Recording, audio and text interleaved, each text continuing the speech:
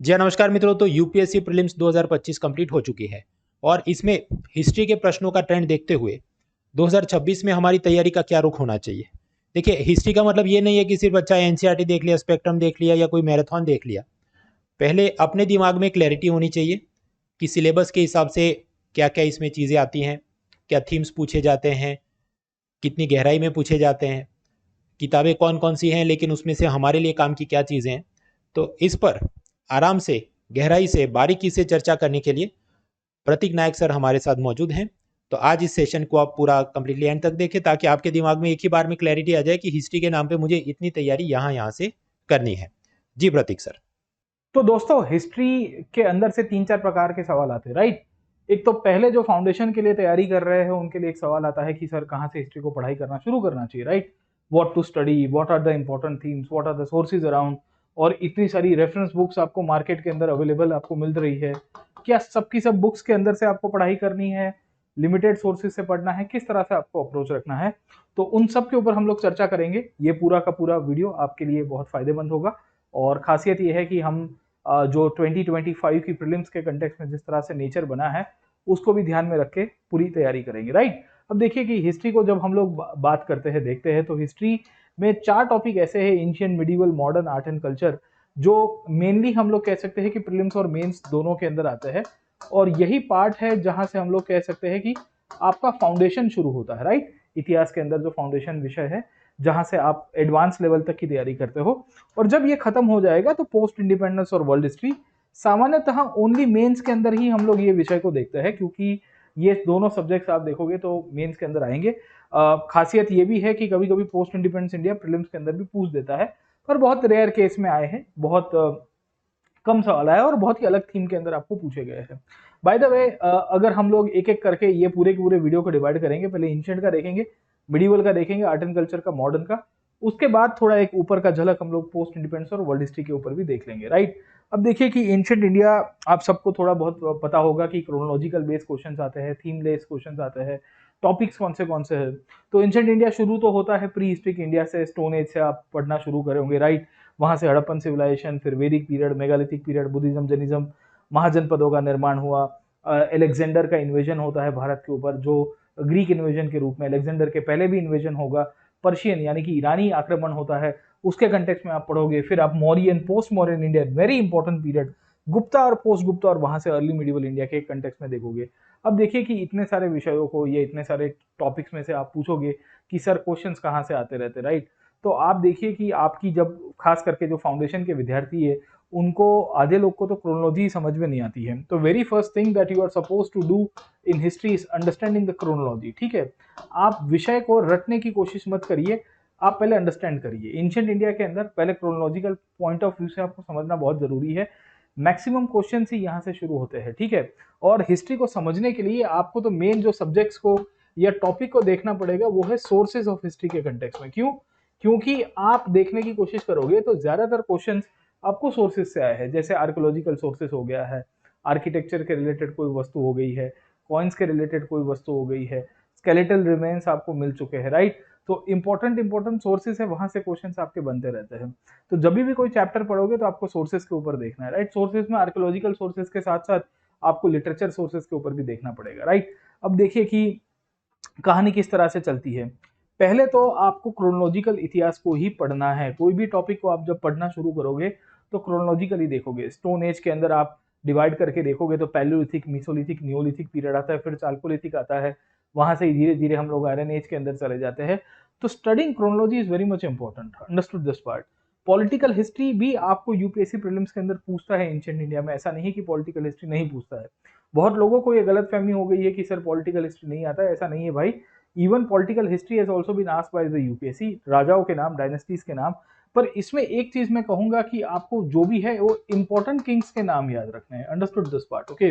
Dynasty की एक timeline आपको पता हो जानी चाहिए कि कौन से शताब्दी से कौन से शताब्दी के बीच में, कौन से सेंचुरी से कौन से सेंचुरी के बीच में इन रूलर्स के द्वारा रूल किया गया था। फर्स्ट सेंचुरी बीसी है, सेकंड सेंचुरी सीई का पीरियड है, कौन सी डायनेस्टी नॉर्थ इंडिया में रूल कर रही थी, कौन सी डायनेस्टी साउथ इंडिया में रूल कर रही थी। एक बार यूपीएससी के द्वारा पीवाईक्यू के अंदर सवाल पूछ दिया गया था प्रीवियस ईयर का क्वेश्चन। तो आगे बढ़ने से पहले एक बहुत इंपॉर्टेंट बात मैं आपको बताना चाह रहा हूँ कि अगर आप भी अब यूपीएससी का एग्जाम 2026, 27, 28 में देने वाले हैं तो अब इस यूपीएससी एग्जाम की तैयारी मत करो, यहाँ वहाँ समय मत गवाओ। अब जुड़ो तुम इंडिया के सबसे बेस्ट एजुकेटर्स के साथ, सबसे अनुभवी टीम के साथ, जिन्होंने इस पूरे ऑनलाइन सिस्टम को सबसे पहले शुरू किया था। जुड़ो ऐसी टीम के साथ जिनको एक एक चीज़ के बारे में पता है कि एग्जाम मांगता क्या है।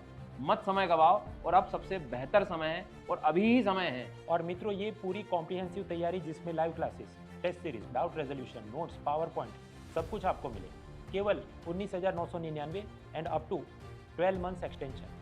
बाकी डिटेल्स डिस्क्रिप्शन में है। चलिए आगे बढ़ते हैं कि भाई जब गुप्ता का डिक्लाइन हुआ और हर्षवर्धन का राइज हुआ, so when the Guptas decline and the Harshvardhan emerge, okay, in between this period which dynasties were ruling over north India. अब आपको डायनेस्टीज के नाम तो पता होना ही चाहिए सर, ठीक है। इंपॉर्टेंट राजाओं के कंटेक्स्ट में भी आपको चीजें क्लियर हो जानी चाहिए। इंटरेस्टिंगली आपको जो राजाओं के कंटेक्स्ट में जो कहानियां मिलती है उसमें कोर्ट ऑथर के ऊपर से भी सवाल आए हुए। कोर्ट ऑथर का मतलब है कि राजा के दरबार में कौन बैठा हुआ है, तो वो सब टॉपिक्स को आप ध्यान में रखोगे।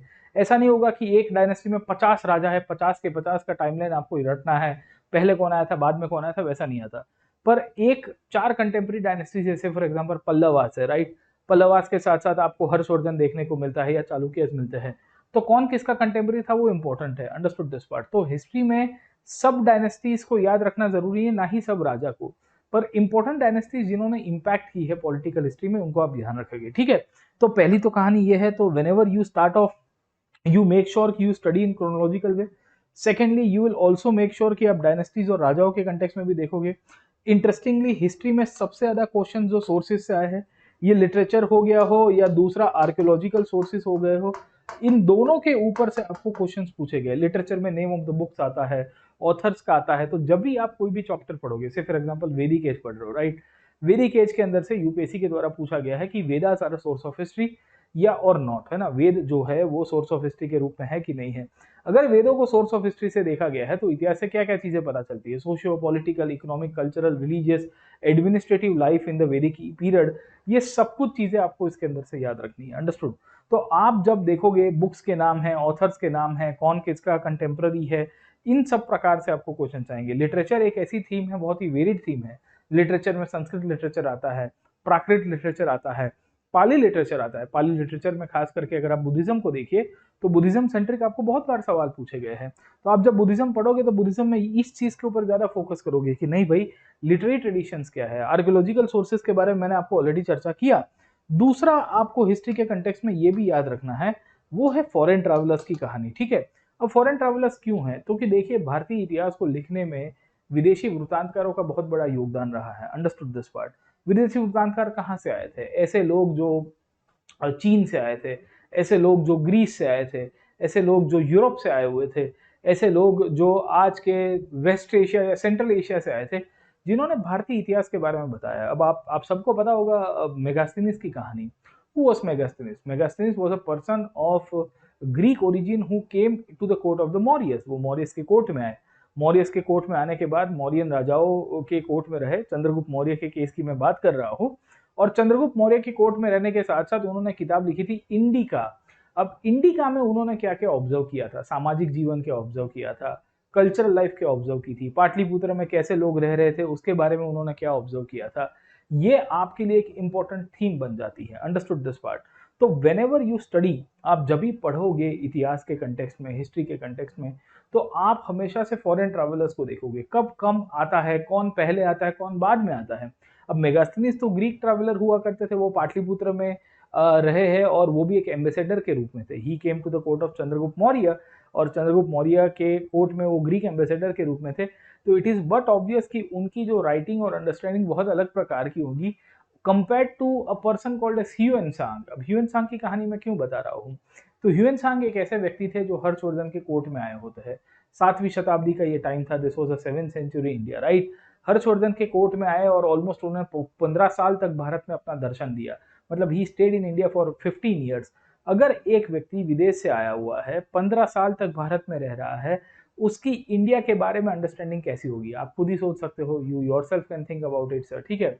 तो विदेश से आया हुआ व्यक्ति एक अलग ही प्रकार का दर्शन देगा, एक अलग प्रकार का डायमेंशन देने की कोशिश करेगा। और अगर 15 साल तक भारत के अलग अलग रीजन्स में जाता है, वो हर्षवर्धन के कोर्ट में भी रहा था, वो चालुक्यस के वहां पे भी गया, वो पल्लवों के वहां पे भी जाता है, ठीक है। तो वहां से आपके लिए बहुत ही इंटरेस्टिंग ऑब्जर्वेशन मिल जाती है। अच्छा, ह्यूएन सांग के बाद एक और चीनी वृत्तांतकार इंडिया में आता है, वो भी ट्रैवलर था जो बुद्धिज्म के कंटेक्स्ट में आए थे। इवन ह्यूएन सांग भी बुद्धिज्म के कंटेक्स्ट में ही आते हैं, राइट, ओके।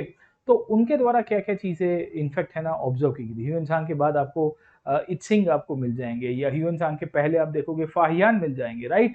तो एंशिएंट इंडिया में सैकड़ों विदेशी आए। इंटरेस्टिंगली फॉरेन ट्रैवलर्स तो आपको मिलेंगे ही, कुछ ऐसे भी थे जो इंडियन ओरिजिन व्यक्ति आपको मिलते हैं। इंडियन ओरिजिन व्यक्ति का मतलब यह है कि जो भारतीय मूल के व्यक्ति थे जो विदेश में गए थे बुद्धिज्म को फैलाने के लिए। आप देखोगे बहुत सारे ट्रैवलर्स मिल जाते हैं, राजाओं के द्वारा एम्बेसीज के रूप में बहुत सारे ट्रैवलर्स को भेजा गया था, उनके द्वारा भारत को कल्चर को कैसे बाहर स्प्रेड किया गया है, वो भी आपके लिए एक बहुत ही इंपॉर्टेंट टॉपिक बन जाता है। खास करके बुद्धिज्म के कंटेक्स्ट में आप देखोगे तो बहुत फॉरेनर्स है, तो आप जब चैप्टर्स की जिस्ट निकालोगे, आप जब पढ़ना शुरू करोगे, तो उसमें से आपको ये एरिया के ऊपर फोकस करना चाहिए, राइट। लिटरेचर के ऊपर मैंने आपको ऑलरेडी पढ़ा दिया है। लिटरेचर में आपको संस्कृत लिटरेचर भी देख के जाना है, संस्कृत के साथ साथ पाली लिटरेचर भी देख के जाना है। इनफैक्ट लिटरेचर में रिलीजियस लिटरेचर को भी देखोगे, और रिलीजियस के साथ साथ आप सेक्युलर लिटरेचर के ऊपर भी उतना ही फोकस करोगे। अब आप पूछोगे कि ये रिलीजियस और सेक्युलर लिटरेचर में फर्क क्या होता है, ठीक है। तो देखिए, सेक्युलर लिटरेचर मतलब कविताएं जो ऑथर्स के द्वारा लिखी गई, कालिदास के द्वारा लिखी गई, भास के द्वारा लिखी गई, राइट। एक से अधिक ऑथर्स भारत के बारे में हमें दर्शन देते हैं, भारतीय इतिहास के बारे में हमें दर्शन देते हैं, ठीक है। वो हमें नॉलेज देने की कोशिश कर रहे हैं कि स्त्रियों की परिस्थिति कैसी थी।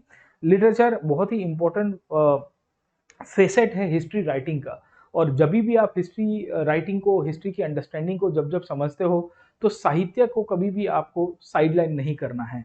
हर एक चैप्टर में से, जैसे हर्ष के कोर्ट में कौन बैठा करते थे साहित्यकार के रूप में, तो आपको बाण भट्ट देखने को मिलते हैं, राइट। अगर आप हर्ष के कोर्ट में एक स्कॉलर देखोगे, दिवाकर मातंग करके आपको एक और स्कॉलर देखने को मिलेंगे, ठीक है।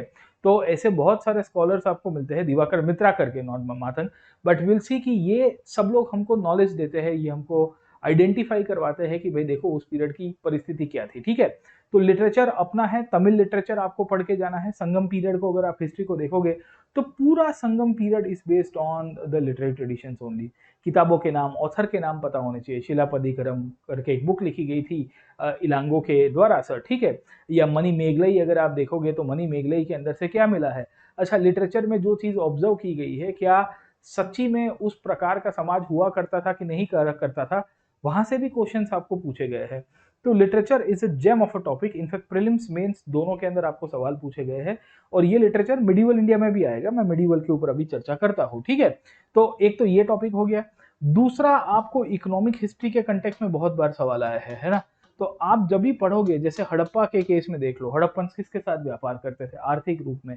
अच्छा, हड़प्पा के यहाँ पे कॉइन्स हुआ करते थे कि नहीं होता था, ये कॉइन्स के माध्यम से व्यापार करते थे या बिना कॉइन्स के माध्यम से, बार्टर सिस्टम थी तो कितनी इफेक्टिव हुआ करती थी, राइट।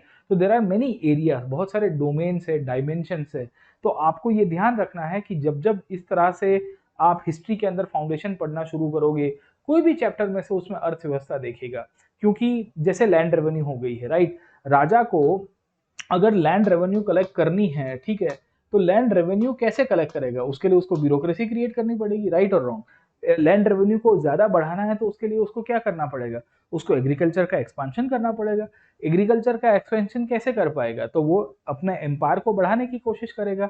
एम्पायर को बढ़ाने के लिए उसको सेना चाहिए। अच्छा, सेना को अगर कहीं ना कहीं राजा खुश करना चाहता है तो उनको सैलरी देनी पड़ेगी, उनको कहीं ना कहीं इंसेंटिव्स देने पड़ेंगे। तो वो सबका लिंकेज है। कौटिल्य कहते हैं कोश मूलो दंड, ठीक है, कि आपकी सेना से बड़ा आपका खजाना होना चाहिए। क्यों? क्योंकि खजाना बड़ा होगा तो ही जाके आप सेना को सस्टेन कर पाओगे।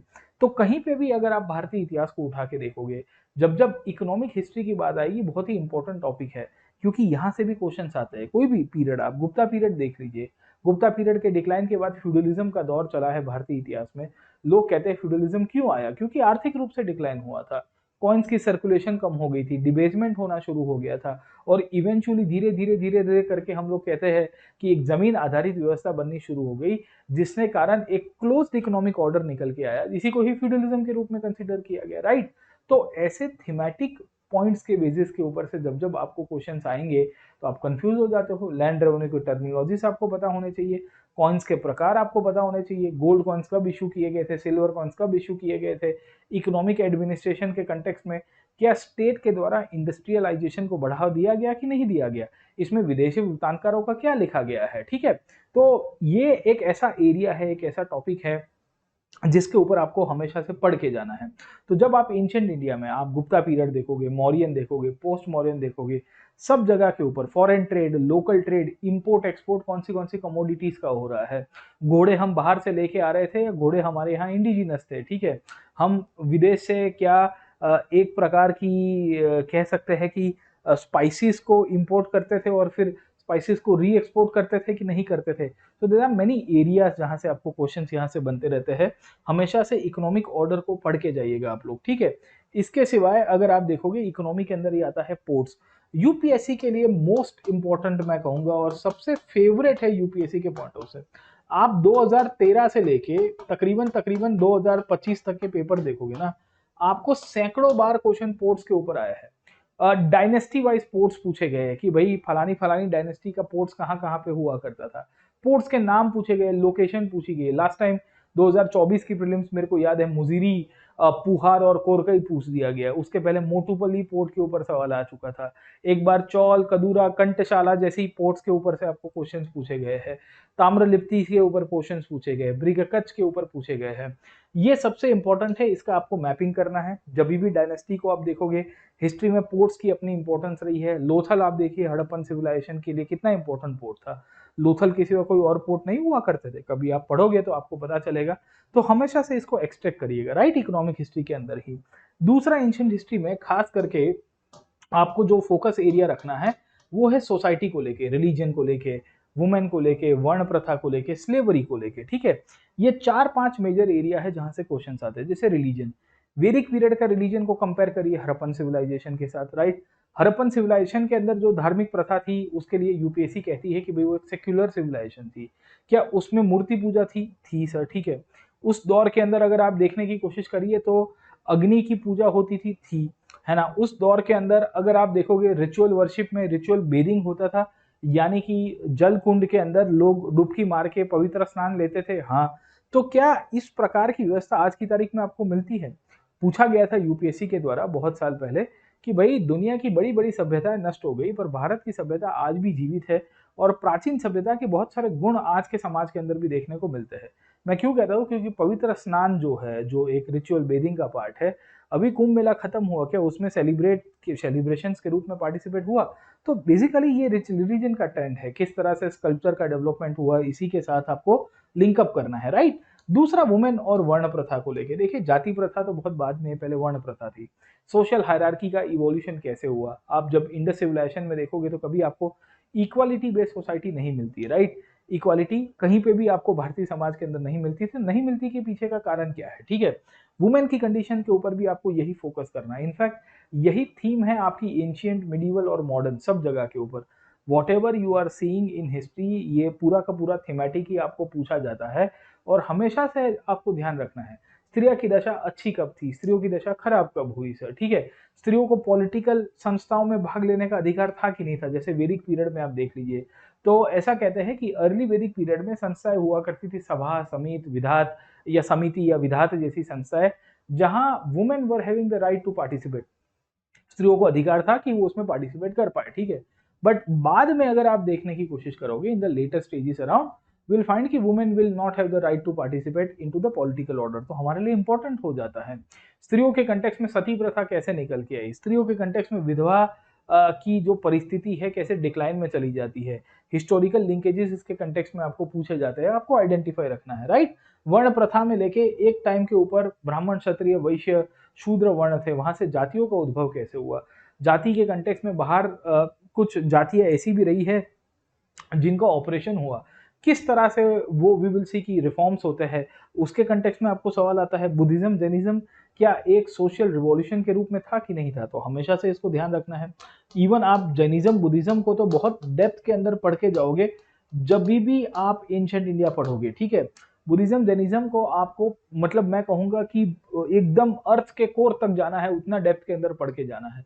जितने भी इंफॉर्मेशन आपको मिलती है, कहीं से भी मिल रही है, please try to extract that out sir, ठीक है। वही कहानी स्लेवरी को लेके है। जैसे स्लेवरी को लेके अर्थशास्त्र में कौटिल्य कुछ और कहते हैं, स्लेवरी को लेके मेगास्थनीज कुछ और ऑब्जर्व करने की कोशिश करेंगे। स्लेवरी को लेके स्मृति लिटरेचर में जो नारद स्मृति है, बृहस्पति की स्मृति है, काटियान की स्मृति है, कुछ और बातें कहती है। तो जब भी आप देखोगे ना स्लेव्स की स्थिति क्या हुआ करती थी, इंडियन स्लेवरी यूरोपियन स्लेवरी से कैसे अलग है, ठीक है, how the slavery is different in India and how the slavery is different in Europe, उसके कंटेक्स्ट में भी आपको क्वेश्चंस पूछे गए हैं सर, ठीक है। तो हमेशा से जब आप सामाजिक परिस्थितियों को देखेंगे तो कंपेयर करना शुरू करिएगा, है ना। और स्लेवरी गुप्ता पीरियड में कैसे इवॉल्व हो रही है, गुप्ता के बाद कैसे इवॉल्व हो रही है, मिडीवल इंडिया में भी स्लेवरी सेम कंटेक्स्ट में आती है, क्योंकि ये स्लेव्स थे जो डायनेस्टी के राजा बन के आए। आप देखिए एक डायनेस्टी निकल के आई जिसे हम लोग कहते हैं गुलाम वंश, ठीक है, स्लेव डायनेस्टी दिल्ली के सल्तनत के अंदर, तो वो कैसे निकल के आती है। तो वो थीम है सर, ठीक है, ये थीम के सेंट्रिक हमेशा से याद करिए कि इन राजाओं ने स्लेवरी को मैन्यूमेशन मतलब एक तरह से मैं कहूंगा ये इमेंसिपेशन करने की कोशिश की थी। मॉडर्न पीरियड में स्लेवरी जैसा इश्यू जो है सामाजिक रूप में, उसमें विलियम बेंटिक का क्या रोल प्ले रहा है। 1833 के चार्टर एक्ट और सब्सिक्वेंट 1843 के अंदर स्लेवरी को एक कानूनी रूप से अमान्य करना, ठीक है, उसमें कौन से गवर्नर्स का रोल प्ले था, ठीक है। तो खाली और खाली एंशिएंट इंडिया नहीं, ये कुछ थीम ऐसी है जो मिडीवल के अंदर भी आपको इसको देखना है। अब सवाल ये आता है कि ये पूरा हिस्ट्री है, एंशिएंट हिस्ट्री है, मिडीवल है, मॉडर्न है, उसको कहाँ से पढ़ोगे, ठीक है। तो there are many sources around. अब जैसे आजकल आप देखोगे एंशिएंट इंडिया में उपिंदर मैम की बुक से भी सवाल आ जाते हैं, कभी कभी एनसीईआरटी से भी आ जाते हैं, बड़ा स्केटर्ड है, ठीक है। और ये स्केटर्ड में बहुत प्रॉब्लम से होती है कि भाई कैसे करेंगे। अच्छा, मैंने यहाँ पे यूट्यूब के ऊपर ही, इसी चैनल के ऊपर अनस्टॉपेबल्स पे ही मैंने मैराथन वीडियोस भी लिए हुए हैं, कुछ कुछ फाउंडेशन सब्जेक्ट्स भी कराए हैं, पर तो भी उसमें हिस्ट्री का आपका बेसिक लेवल तो हो ही जाएगा, है ना। पर उसके बाद आपको एडवांस लेवल पे जाना पड़ता है, क्योंकि यूपीएससी अगर 15 सवाल हिस्ट्री कल्चर के अंदर पूछ रहा है तो out of that 15 questions 5-7 questions ऐसे होंगे जो आपको ये यूट्यूब प्लेटफॉर्म के ऊपर मेरे ही लेक्चर से आपको मिलेंगे। पर बहुत बार ऐसा होगा कि डेप्थ में पूछे जाते हैं, कंसेप्चुअल क्लैरिटी बहुत बार बच्चों को लेट आती है, वो इधर उधर भटकते रहते हैं और टाइम वेस्ट करते हैं। मेन प्रॉब्लम ये है कि हिस्ट्री में जब हम लोग सोर्स मैपिंग करते हैं ना क्वेश्चंस का, तो सोर्स मैपिंग में सबसे बड़ी लिमिटेशन से ये आती है कि सोर्स मैपिंग के बाद ये रियलाइजेशन होता है कि क्वेश्चंस तो यार 25 सोर्स से अलग अलग पूछा जा रहा है। अब एक स्टूडेंट के लिए तो आपके लिए बहुत टफ होगा, राइट। मैं आपको इसके लिए फिर से सजेस्ट करूंगा कि आप हमारे साथ हमारे प्लेटफॉर्म के ऊपर जुड़ जाइए, अनअकैडमी के ऊपर सर, ठीक है, क्योंकि मेरे कोर्सेज बड़े कॉम्प्रिहेंसिव होते हैं, जिसमें मैं सिंगल पॉइंट कवरेज देता हूँ। अपडेटेड नोट्स हमारी है, स्लाइड्स और पीडीएफ आपको हैंडआउट्स के साथ आपको मिल जाती है हर एक सब्जेक्ट के लिए। एंशिएंट हो गया, मेडिवल हो गया, आर्ट एंड कल्चर हो गया है, ठीक है, तो जरूर से इसका लाभ उठाइएगा। खैर, तो एक तो हमारी एंशिएंट की बात हो गई, अब आगे चलते हैं मिडिवल इंडिया के कंटेक्स्ट में। अब मिडिवल में भी यही है सब्जेक्ट, है ना, क्योंकि देखो क्वेश्चंस तो वहां से ही आते हैं, फॉरेन ट्रैवलर्स इन मिडिवल इंडिया। लोगों को ऐसी मान्यता है कि मिडिवल इंडिया के अंदर आपको जो क्वेश्चन है वो थीमेटिक वे के अंदर पूछे जाते हैं, और खास करके मिडिवल इंडिया में क्या कहते हैं कि पॉलिटिकल हिस्ट्री नहीं आता है, वेरएस मिडिवल इंडिया में भी पॉलिटिकल हिस्ट्री आता है। किसने कहा नहीं आएगा, ठीक है। मिडिवल इंडिया में भी आपको देखना है कि शुरुआत कैसे हुई। अब मिडिवल इंडिया को जब आप कवर करने की कोशिश करोगे ना दोस्तों, तो ये ध्यान रखना कि पहले इन्वेजन्स को कवर करेंगे, क्योंकि है ना 3 इन्वेजन हुए जहां से मध्यकालीन युग की शुरुआत हुई। मध्यकालीन युग ऐसे तो देखा जाए तो 1000 के बाद के ट्रांजिशन के ही मिडिवल इंडिया के रूप में कंसीडर कर दिया गया, अर्ली मिडिवल से मिडिवल का ट्रांजिशन है। और नॉर्मली ऐसा मानते हैं कि भाई घुरिड इन्वेजन, मोहम्मद घोरी ने जब इन्वेजन किया ना 1191-92 के बाद, जब पृथ्वीराज चौहान को पराजित किया गया और उसी का ही गुलाम कुतुबुद्दीन ऐबक के द्वारा गुलाम वंश की स्थापना की गई, वहां से उसकी नींव रखी गई, ठीक है। बट इन रियलिटी अगर आप इसका रियलिटी में एक दूसरा इंटरप्रिटेशन भी देखोगे, तो मैं इसको अरब इन्वेजन के साथ देखता हूँ, गजनवीड इन्वेजन के साथ देखता हूँ, फिर घुरिड इन्वेजन के साथ देखता हूँ, ठीक है। क्यों? क्योंकि अरब तो 712 में आ गए थे, उन्होंने सिंध के ऊपर अपना प्रभाव डाला, उसी की लेगेसी के रूप में गजनवीड्स आए। गजनवीड्स में मोहम्मद गजनी का नाम आप सबने सुना होगा, वो तकरीबन 17 बार इंडिया में इन्वेड करता है। अब आपको क्या exactly ball by ball commentary याद रखनी है कि कौन से तारीख को कब उसने अटैक किया था, नहीं, आपको एक ग्रेटर थीम पता होनी चाहिए। क्वेश्चन यहाँ से ये आता है कि भारत के स्थानिक राजा क्यों हार गए, ये उनके हारने के कारण क्या थे, और जो सामने वाला इन्वेडर था, जैसे यहाँ पे गजनी था या बाद में घोरी आया, इन लोगों के साथ क्या एक तरह की इनके पास स्ट्रेटजी थी, या इनके पास किस प्रकार के वेपन्स थे जिसके कारण ये जीत जाते हैं, राइट? ओके, तो the questions are asked in a very thematic way, and impact of foreign invasions in medieval India is a very prominent topic जो आपको पढ़ के जाना है, ठीक है? तो आप जब एक्सट्रैक्ट करोगे, किताब के अंदर से पढ़ने की कोशिश करोगे, तो ये ध्यान रखिएगा। अब सवाल ये आता है कि मिडिवल इंडिया को कैसे पढ़ेंगे? तो पहले तो क्रोनोलॉजिकल पढ़ोगे, दिल्ली के सल्तनत की शुरुआत करोगे, इनफैक्ट स्लेव डायनेस्टी से शुरू होगा, और स्लेव के बाद अगर आप देखोगे या आखिर के अंदर लोधी तक आप बढ़ोगे, राइट? तो 1206 से लेके 1526 तक ये पूरी की पूरी 5 डायनेस्टी, स्लेव डायनेस्टी है, खिलजी है, तुगलक है, सैयद है, लोधी है, उनको देखने की कोशिश करोगे। ये खत्म होते होते ही आपको ये भी देखना है कि इनके कंटेम्प्रेरी पीरियड में क्या विदेशी आक्रमण हुए? हाँ भाई, फॉरेन इन्वेजन्स भी हुए सर, ठीक है? ये फॉरेन इन्वेजन्स के अंदर अगर आप देखोगे तो मंगोलों का इन्वेजन होता है, क्योंकि मंगोल इन्वेजन एक रिकरिंग थीम है। मंगोल्स ही थे जो मुगल बन के आए बाद में सर, ठीक है? आप देखिए बाबर की कहानी में बहुत लोगों को ऐसा लगता है कि बाबर मध्य एशिया से आया और बाबर पहली बार इन्वेजन करता है। नहीं भाई, Babur was a mongoloid, Turco Mongol ruler sir, ठीक है? And being a Turco-Mongol origin ruler, he was continuing the legacy of the Mongol rulers जो इसके पहले भारत में इन्वेड कर चुके हैं। तो इसकी कहानी के अंदर आपको एक चीज क्लियर हो जानी चाहिए दोस्तों कि आप जब पढ़ोगे, when you will be studying around sir, ठीक है, तो सल्तनत को पढ़ोगे, उसके कंटेम्प्रेरी पीरियड में जो इंपॉर्टेंट राजा है उन सब के अंदर, जैसे अलाउद्दीन खिलजी हो गया है, खिलजी के द्वारा क्या क्या रिफॉर्म्स किए गए। मोहम्मद बिन तुगलक है, मोहम्मद बिन तुगलक ने अपनी मंगोलों की नीति अलाउद्दीन खिलजी से कैसे अलग रखी थी, ठीक है? अब आप कहोगे कि सर इनमें से कुछ कुछ टॉपिक अभी एनसीईआरटी के अंदर हटा दिए गए हैं, पर हमें ये देखना है कि भाई एनसीईआरटी में तो भले हट गए हैं, पर हमें ओवरऑल इंडियन हिस्ट्री के इंप्लीकेशंस में तो पूछे ही जा सकते हैं, पीवाईक्यू के ट्रेंड के हिसाब से भी देख लोगे तो सर, ठीक है? वही कहानी आपको मुगल्स के अंदर मिल जाएगी, राइट? क्योंकि सल्तनत का डिक्लाइन ही फिर मुगल्स की स्थापना करता है, और 1526 से लेके वी विल फाइंड कि 1707 तक आपको मुगल्स देखने को मिलते हैं। बाबर आ गया, हुमायूं आ गया, अकबर आ गया, जहांगीर आ गया, शाहजहां, औरंगजेब आ गया। औरंगजेब के बाद भी 1707 से लेके 1857 तक, 1857 तक मुगल डायनेस्टी तो चलती ही है, पर इस दौर तक आते आते प्रोविंशियल डायनेस्टीज आ जाएगी। अंडरस्टूड? अब आप इसको कैसे डिवाइड करोगे? जैसे हमेशा से आप जब मिडिवल इंडिया को पढ़िएगा, whenever you will be studying medieval India, you will make sure कि you will study that important dynasties around which are contemporary of each other। जैसे दिल्ली सल्तनत के अंदर मोहम्मद बिन तुगलक करके राजा था, उसके कंटेम्प्ररी पीरियड में विजयनगर डायनेस्टी की स्थापना की गई थी, विजयनगर की नींव रखी गई थी, ठीक है? और विजयनगर डायनेस्टी के कंटेक्स्ट में आपको ये चीज भी क्लियर हो जानी चाहिए कि विजयनगर एक ऐसा साम्राज्य था जिसने कल्चरल लेगेसी और कल्चरल हेरिटेज को आगे चलाया हुआ है, बहुत बड़ी मात्रा के अंदर हम लोग इसको आइडेंटिफाई कर सकते हैं, ठीक है? तो this is important for us, ये हमारे लिए इंपॉर्टेंट है। इंपॉर्टेंट इस कंटेक्स्ट में भी है कि भाई देखो विजयनगर डायनेस्टी की इंपॉर्टेंस क्या है सर, ठीक है? विजयनगर डायनेस्टी में कौन कौन विदेशी आए थे, इंपॉर्टेंट राजा कौन से है। विजयनगर डायनेस्टी के अंदर भी 4 डायनेस्टीज है, विजयनगर में कोई एक राजा तो रूल नहीं कर रहा था, एक डायनेस्टी भी नहीं थी। संगम वंश है, सलुआ है, तलुआ है, और उसके बाद आप देखने की कोशिश करोगे तो रायवेडू वंश की शुरुआत हो जाएगी, और इनके कंटेम्प्रेरी बहमनी राज्य था, गुजरात का किंगडम उभर के आया था, उड़ीसा का किंगडम उभर के आया था। खास करके प्रोविंशियल डायनेस्टीज के अंदर जो कल्चरल कॉन्ट्रीब्यूशन है ना, वो आप जरूर से याद रखेगा, ठीक है? तो होता क्या है कि आपको क्रोनोलॉजिकली देखना है, थीमेटिकली देखना है, कंपेयर करके देखना है कि राजाओं की कहानी कहाँ से कहाँ तक चलती रहती है सर, ठीक है? इसके दौर में मैंने आपको बताया मंगोल इन्वेजन्स हुआ था, तो मंगलोड्स कौन थे, उनकी क्या कंट्रीब्यूशन है भारतीय इतिहास के कंटेक्स्ट में, क्योंकि मंगोल ही थे जो मुगल बन के आए, मैंने अभी आपको बताया, ठीक है? भारत में पहला मंगोल इन्वेजन लोग कहते हैं चंगेज खान के समय पे शुरू हुआ। चंगेज खान आया, चंगेज खान ने तकरीबन आप देखोगे तो 1220 के दशक में भारत में इन्वेजन करने का प्लान बनाया था। तब कुतुबुद्दीन ऐबक ने अपनी सूझबूझ, अपनी डिप्लोमेसी और अपनी थोड़ी बहुत एक तरह की स्मार्टनेस से उसने चंगेज खान का डायरेक्शन को मोड़ दिया, वरना there could have been a possibility कि मंगोल इन्वेजन भारत में हो गया होता, पर चंगेज खान तो नहीं आ पाया, उसके वंशज कंटिन्यूसली 1240 के दशक के बाद भारत में इन्वेड करते रहे। उनकी इन्वेजन की इम्पैक्ट क्या हुई भारतीय समाज के ऊपर, सोसाइटी के ऊपर सर, ठीक है? वो भी एक आपके लिए इंपॉर्टेंट क्वेश्चन बन सकता है। कौन से राजा के समय पे पहला मंगोल इन्वेजन हुआ?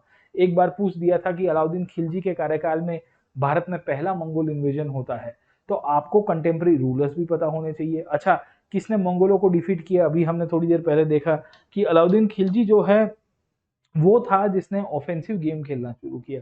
उसने कहा कि भाई मंगोल आने दो, मैं उनको मार के वापस भगा दूंगा। उनसे भी एक स्टेप आगे चले जाओ, मोहम्मद बिन तुगलक करके राजा है, उसके 5 एक्सपेरिमेंट मिलते हैं, लोग कहते हैं पगला राजा है, ठीक है। मोहम्मद बिन तुगलक ने उस पीरियड के अंदर ऑफेंसिव पॉलिसी खेली थी, खुरासान एक्सपीडिशन कहते हैं, एक अलग से सेना बनाई थी। अब हमारे प्लस क्लास के ऊपर आना, उसके अंदर मैंने बहुत डिटेल में एक्सप्लेन करवाया हुआ है कि कैसे खुरासान एक्सपीडिशन की मदद से उसने इनको डिफीट किया था, मंगोल्स को मतलब डिफीट करने का पूरा प्लान बना दिया था, ठीक है। तो मिडिवल इंडिया में पॉलिटिकल हिस्ट्री इंपॉर्टेंट है। सबसे मोस्ट इंपॉर्टेंट मुझे मिडिवल इंडिया में कोई पार्ट लगता है पॉलिटिकल हिस्ट्री के कंटेक्स्ट में, वो है पर्शियन हिस्टोग्राफी। अब जैसे अभी मैंने आपको एंशिएंट इंडिया में बताया कि भाई literature is a very important source of history, medieval India से भी इनफैक्ट प्रीलिम्स और मेंस दोनों के अंदर यहाँ पे सवाल आ चुके हैं, है ना।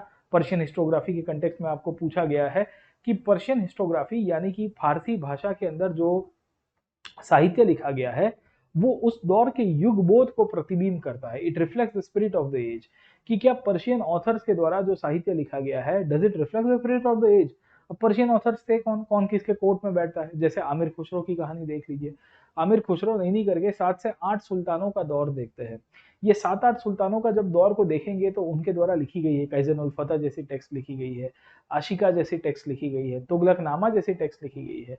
आमिर खुसरो की राइटिंग के साथ कंपेयर करने की कोशिश करिए ज़ियाउद्दीन बारनी की राइटिंग।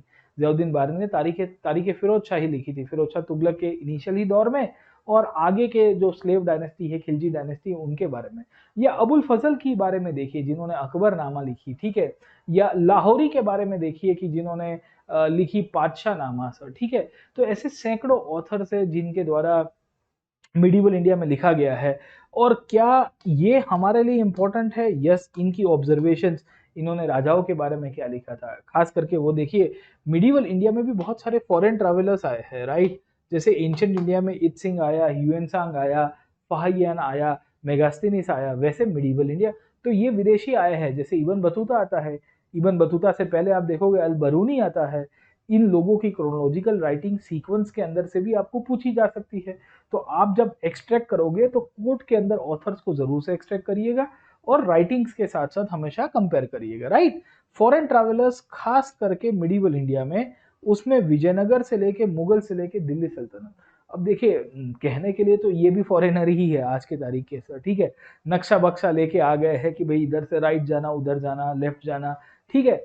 आप देखिए मिडिवल इंडिया के अंदर जब औरंगजेब की लड़ाई हुई, पॉलिटिकल हिस्ट्री में हम लोग पढ़ेंगे, आप भी पढ़ोगे सर, ठीक है। औरंगजेब की लड़ाई होती है अपने भाइयों के साथ, राइट। खास करके दारा शिकोह के साथ उसकी कॉन्फ्लिक्ट होती है। दारा शिकोह शाहजहां का सबसे बड़ा बेटा था और उसको युवराज के रूप में घोषित भी किया गया था। तो जब दारा शिकोह को युवराज के रूप में घोषित किया गया और दारा शिकोह ने कहा कि मैं युवराज बनूंगा और औरंगजेब अपने भाई के सामने लड़ने पड़ जाता है, तो उस पीरियड में किताब लिखी थी स्टोरिया डी मोगोर। स्टोरिया डी मोगोर इंटरेस्टिंग बुक थी, वो लिखी गई थी बाय निकोलो मनुची, है ना, जिसने मुगलों की स्टोरी को आइडेंटिफाई किया था कि क्या परिस्थिति हुई होगी उस दौर में सर, ठीक है। तो वहां से आपको क्वेश्चंस आ सकते हैं।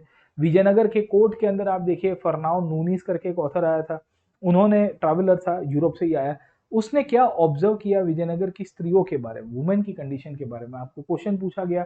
वो छोड़ दीजिए, कौन किसके कोर्ट में, थॉमस रो करके एक ट्रैवलर आता है ईस्ट इंडिया कंपनी के लिए परमिट निकालने के लिए, किसके कोर्ट में आया था? जहांगीर के कोर्ट में आया, राइट।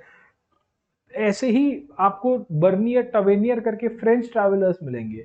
तो भारतीय इतिहास में विदेशी वृतांतकारों के द्वारा या विदेश से आए हुए व्यक्तियों के द्वारा क्या क्या चीजें लिखी गई है मध्यकालीन युग में। जैसे आप देखिएगा तो आपको काकटिया करके एक डायनेस्टी मिलती है। काकटिया डायनेस्टी की खासियत ये है कि काकटिया डायनेस्टी के कोर्ट में रुद्रमादेवी करके क्वीन थी, उनके कोर्ट में मार्को पोलो आया था। मार्को पोलो हक्का पक्का हो गया कि भाई 1288 में 1288-89 के आसपास का ये टाइम है, और एक वुमेन रूलर इंडिया में रूल कर रही थी एक स्टेट के अंदर। उसको देख के उसको बड़ा अचरज हुआ क्योंकि this was not possible in Europe. Europe के समाज में वो चीज पॉसिबल नहीं थी। तो वैसी चीज आपको पूछी जाती है, राइट। वैसी ही कहानी आपको मिडिवल इंडिया में इकोनॉमी के कंटेक्स्ट में होता है। अब देखिए इकोनॉमी में मैंने आपको पहले बताया मिडिवल इंडिया में जैसे इंडस्ट्रीज थी कि नहीं थी। मिडिवल इंडिया में कौन से राजा ने इंडस्ट्रीज के लिए प्रयत्न किए, कारखाने लगाए? क्या अकबर ने लगाए थे? क्या फिरोज शाह तुगलक ने लगाने की कोशिश की थी? क्या शेरशाह सूरी ने इकोनॉमी को रिवाइव करने की कोशिश की? इकोनॉमी के अंदर ट्रेड एंड कॉमर्स को बढ़ाने की कोशिश की गई? ये इकोनॉमी के अंदर कॉइन्स को इंट्रोड्यूस करवाया गया? ये कॉइन्स का नाम क्या क्या हुआ करता था? अशरफी, दाम और रुपया किसने इंट्रोड्यूस किया था? फनम किसको कहते हैं? टंका और जीतल की क्या इंपॉर्टेंस है? तो this are all the types of coins जो मिडिवल इंडिया में अलग अलग डायनेस्टीज के द्वारा इशू किए गए। हुण किसको कहते हैं? हुण एक करेंसी का प्रकार है, ये किसके द्वारा इशू किया गया है, राइट?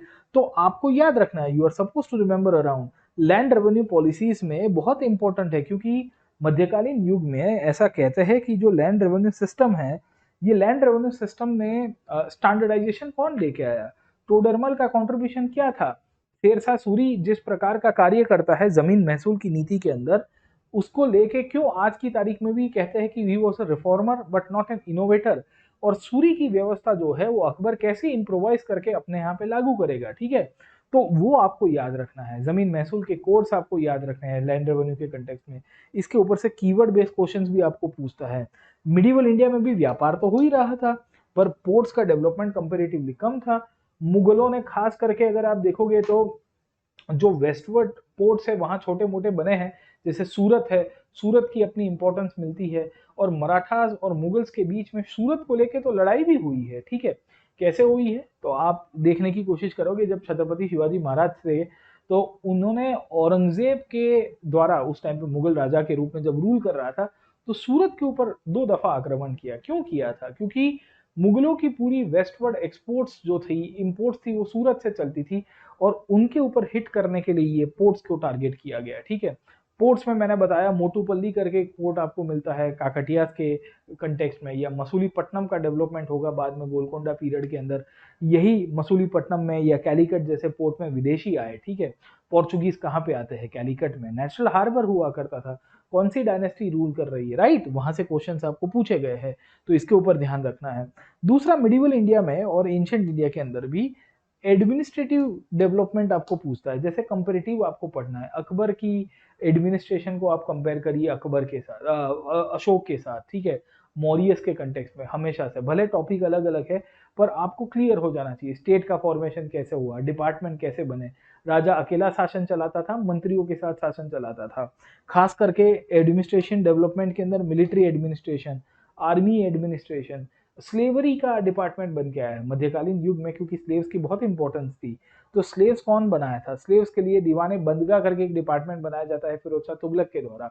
उसकी क्या प्रासंगिकता रही है, ठीक है? तो आपको ये इंफॉर्मेशन एक्सट्रैक्ट करनी पड़ेगी। देखो, किताबों में तो 400 पेज लिखा होगा, पर जो जो राजाओं ने प्रशासनिक रूप से बदलाव किए हैं, लैंड रेवेन्यू एडमिनिस्ट्रेशन में बदलाव किए हैं, स्टेट एडमिनिस्ट्रेशन में बदलाव किए हैं, सेंट्रलाइजेशन कौन से राजाओं ने एडमिनिस्ट्रेशन के अंदर करने की कोशिश की थी, पट्टा और कबूलियत सिस्टम में लैंड रेवेन्यू एडमिनिस्ट्रेशन में कौन लेके आया है, तो बहुत सारे थीमेटिक क्वेश्चंस आपको पूछे जाएंगे। इसके सिवाय आपको मिडिवल इंडिया के अंदर भी वही condition of women, slavery, religion और एक इंडो इस्लामिक कल्चर से भी क्वेश्चंस आते हैं। इंडो इस्लामिक कल्चर क्यों? क्योंकि ये वो दौर है भारतीय इतिहास में जहां सब कुछ हम लोग कह सकते हैं सिंथेसिस हो रहा है। Indian architecture, Indian culture, Indian religious tradition सबकी सब मर्ज हो रही है, ठीक है? स्लेवरी सिस्टम कैसे चेंज हो गई, रिलीजन में हिंदुइज्म और इस्लाम में क्या क्या बदलाव आए हैं, right? Okay. Condition of women कैसे डिटीरियोरेट होती है, इम्प्रोवाइज होती है। स्त्रियों में आपको एक कोर्ट के अंदर भी स्त्रियां देखने को मिलती है, महामागा, नूर जहां जैसी वुमेन, या आपको रजिया देखने को मिलती है जो रानी के रूप में थी। इसी दौर में सती जैसी प्रथा भी आपको मिल रही है।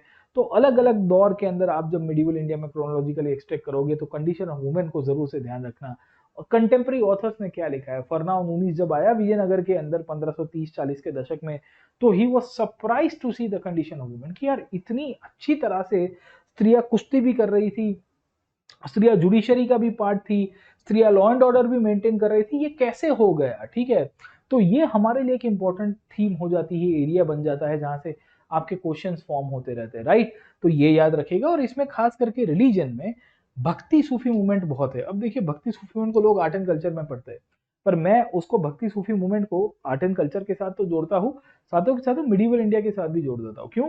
क्योंकि ज्यादातर सोशल रिफॉर्मर्स आप देखोगे जो भक्ति मूवमेंट के साथ जुड़े हुए हैं या सूफी मूवमेंट के साथ भी आपको देखने को मिलेंगे उभरते हुए, इन सबकी कंट्रीब्यूशन आपको इस तरह से मिलती रहती है कि ये सब कोई राजा के कोर्ट से निकल के आया है या उनके साथ कहीं ना कहीं डायरेक्टली इनडायरेक्टली जुड़े हुए हैं। जैसे वल्लभाचार्य के लिए कहते हैं कि कृष्णदेव राय के कंटेम्प्ररी हुआ करते थे, राइट। कबीर लोधी के कंटेम्प्ररी हुआ करते थे। बाबर आया तब कौन प्रीच कर रहा था भारत में, गुरु नानक थे कि नहीं थे। सूफी के अंदर सलीम चिश्ती किसके कोर्ट के साथ जुड़े हुए थे। चिश्तियों और सुहारवादी सिलसिलात के बीच में क्या फर्क है। भक्ति सूफी मूवमेंट आपको अच्छे से करके जाना है, पर कंटेम्प्ररी स्टाइल में। शंकर देव थे तब भारत में किस प्रकार की व्यवस्था थी, कहाँ से बिलोंग करते थे। तो जितने भी भक्ति संत है, उनके टीचिंग्स, उनकी आइडियोलॉजी, उनके लिटरेचर, वो क्यों वर्नाक्युलर लैंग्वेज में प्रीच कर रहे थे। और भक्ति मूवमेंट में भी आप देखिए मीराबाई राणा संगा के कोर्ट से बिलोंग करती है। राणा संगा ने बाबर के साथ लड़ाई की थी। तो आपको यूपीएससी कभी कभी सवाल पूछेगा कि Mirabai was a contemporary of Babur और नॉट, ओके, या आगे पीछे करके आपको लिंकअप करके पूछ सकता है। तो आपको कनेक्टिविटी आनी चाहिए। लॉ ऑफ कनेक्टिविटी नहीं आएगी, आप ऊपर ऊपर से पढ़ के जाओगे, आपको लगेगा कि मैं भक्ति मूवमेंट पढ़ के गया। नहीं, भक्ति में निर्गुण है और सगुण भक्ति भी है। क्या भक्ति सूफी का सिंथेसिस हुआ है, और सिंथेसिस हुआ तो कैसे हुआ है, वहां से भी आपको क्वेश्चन पूछे जा सकते हैं, ठीक है। So the questions can be formed in multiple format. आपको इसको डेप्थ के अंदर पढ़ के जाना है, और इसमें भी यही प्रॉब्लम है कि कहां से पढ़ेंगे, ठीक है। क्योंकि देखिए सोर्सेज तो बहुत सारे आपको मिल जाएंगे, you will find many sources around, पर सब जगह पे स्केटर्ड है। कुछ तमिलनाडु बोर्ड के अंदर आपको दिया है, कुछ लोग कहते हैं सर सतीश चंद्रा से पढ़ लेंगे, है ना, कोई और प्राइवेट पब्लिकेशंस की रेफरेंस बुक से पढ़ेंगे। बट वही है कि कुछ इसमें है, कुछ इसमें है, कुछ इसमें, सब अधूरा है, ठीक है। तो मैं तो यही सजेस्ट करता हूँ कि आप सोर्सेज में, एक तो मेरे यूट्यूब के मैराथन मैंने कराया है, आप उसको देखिए फाउंडेशन के लिए। पर आपको अगर एडवांस लेवल की तैयारी करनी है तो ज्वाइन करिए हमारे साथ अनअकैडमी के ऊपर, मैं कॉम्प्रिहेंसिव कोर्सेज भी करवाता हूँ। खैर आगे चलते हैं, और वहां से ही आर्ट एंड कल्चर। अब देखिए एंशिएंट मिडिवल आपका हो जाए, फिर आर्ट एंड कल्चर के ऊपर जाना, पहले मत जाना। क्यों? क्योंकि एंशिएंट मिडिवल के बाद ही आपको मजा आएगी। Art and culture is an extract out of the ancient medieval मेरे हिसाब से। क्यों ऐसा है? क्योंकि देखिए म्यूजिक एंड डांस का इवोल्यूशन कब हुआ, तो वो आपको एंशिएंट इंडिया में देखने को मिलता है। सामवेद के अंदर से गांधर्व वेद के निर्माण हुआ, और गांधर्व से ही आपके यहाँ पे संगीत का निर्माण होता है, ठीक है। डांस के कंटेक्स्ट में देखोगे तो भजन कीर्तन आपको बहुत भक्ति मूवमेंट के साथ देखने को मिल जाएंगे। उड़ीसी के तो क्लासिकल डांस के रूप में जो इवोल्यूशन हुआ है वो तो बहुत बाद में आपको, मतलब आज की तारीख में आपको मिलता है, पर उसका हिस्टोरिकल इवोल्यूशन तो खारवेल के कोर्ट से था, हाथी गुफा करके इंस्क्रिप्शन से मिलता है। भरत मुनि की नाट्य शास्त्र ऑलमोस्ट मौर्यन से लेके पोस्ट मौर्यन के बीच में लिखी गई है। 2nd सेंचुरी सी तक आते आते तो वो कंपाइल हो चुकी थी। तो आप जब आर्ट एंड कल्चर को आफ्टर हिस्ट्री पढ़ोगे ना, आपको पढ़ने की मजा आएगी। आर्ट एंड कल्चर को 3 पार्ट में डिवाइड करते हैं। एक है विजुअल आर्ट, जो देख के ही आपको उसको समझ में आता है। आर्किटेक्चर, स्कल्पचर, पेंटिंग और हैंडीक्राफ्ट, यहाँ से क्वेश्चंस आते हैं। दूसरा आपका आता है परफॉर्मिंग आर्ट, ओके, जहां से परफॉर्म किया जाता है। म्यूजिक, डांस, थिएटर, पपेट्री जैसे आपको फॉर्म्स मिलते हैं, उसमें ज्यादातर क्वेश्चंस यहाँ से आएंगे, म्यूजिक एंड डांस से। यहाँ से क्वेश्चंस नहीं आते, यो लो यील्डिंग एरिया है, ठीक है।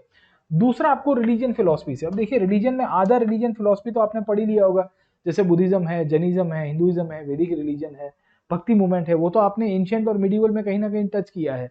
तो यहाँ उसको रिवाइज करने के कंटेक्स्ट से आपको करना है। इसके साथ साथ आपको लिटरेचर भी आपने पढ़ा होगा, पर भाषाओं के बारे में थोड़ा कम पढ़ा होगा। क्लासिकल लैंग्वेज क्या है, नेचर किस तरह से भाषाओं का डेवलप हुआ है, फेस्टिवल्स, करंट अफेयर्स, अवार्ड्स, वो सब है।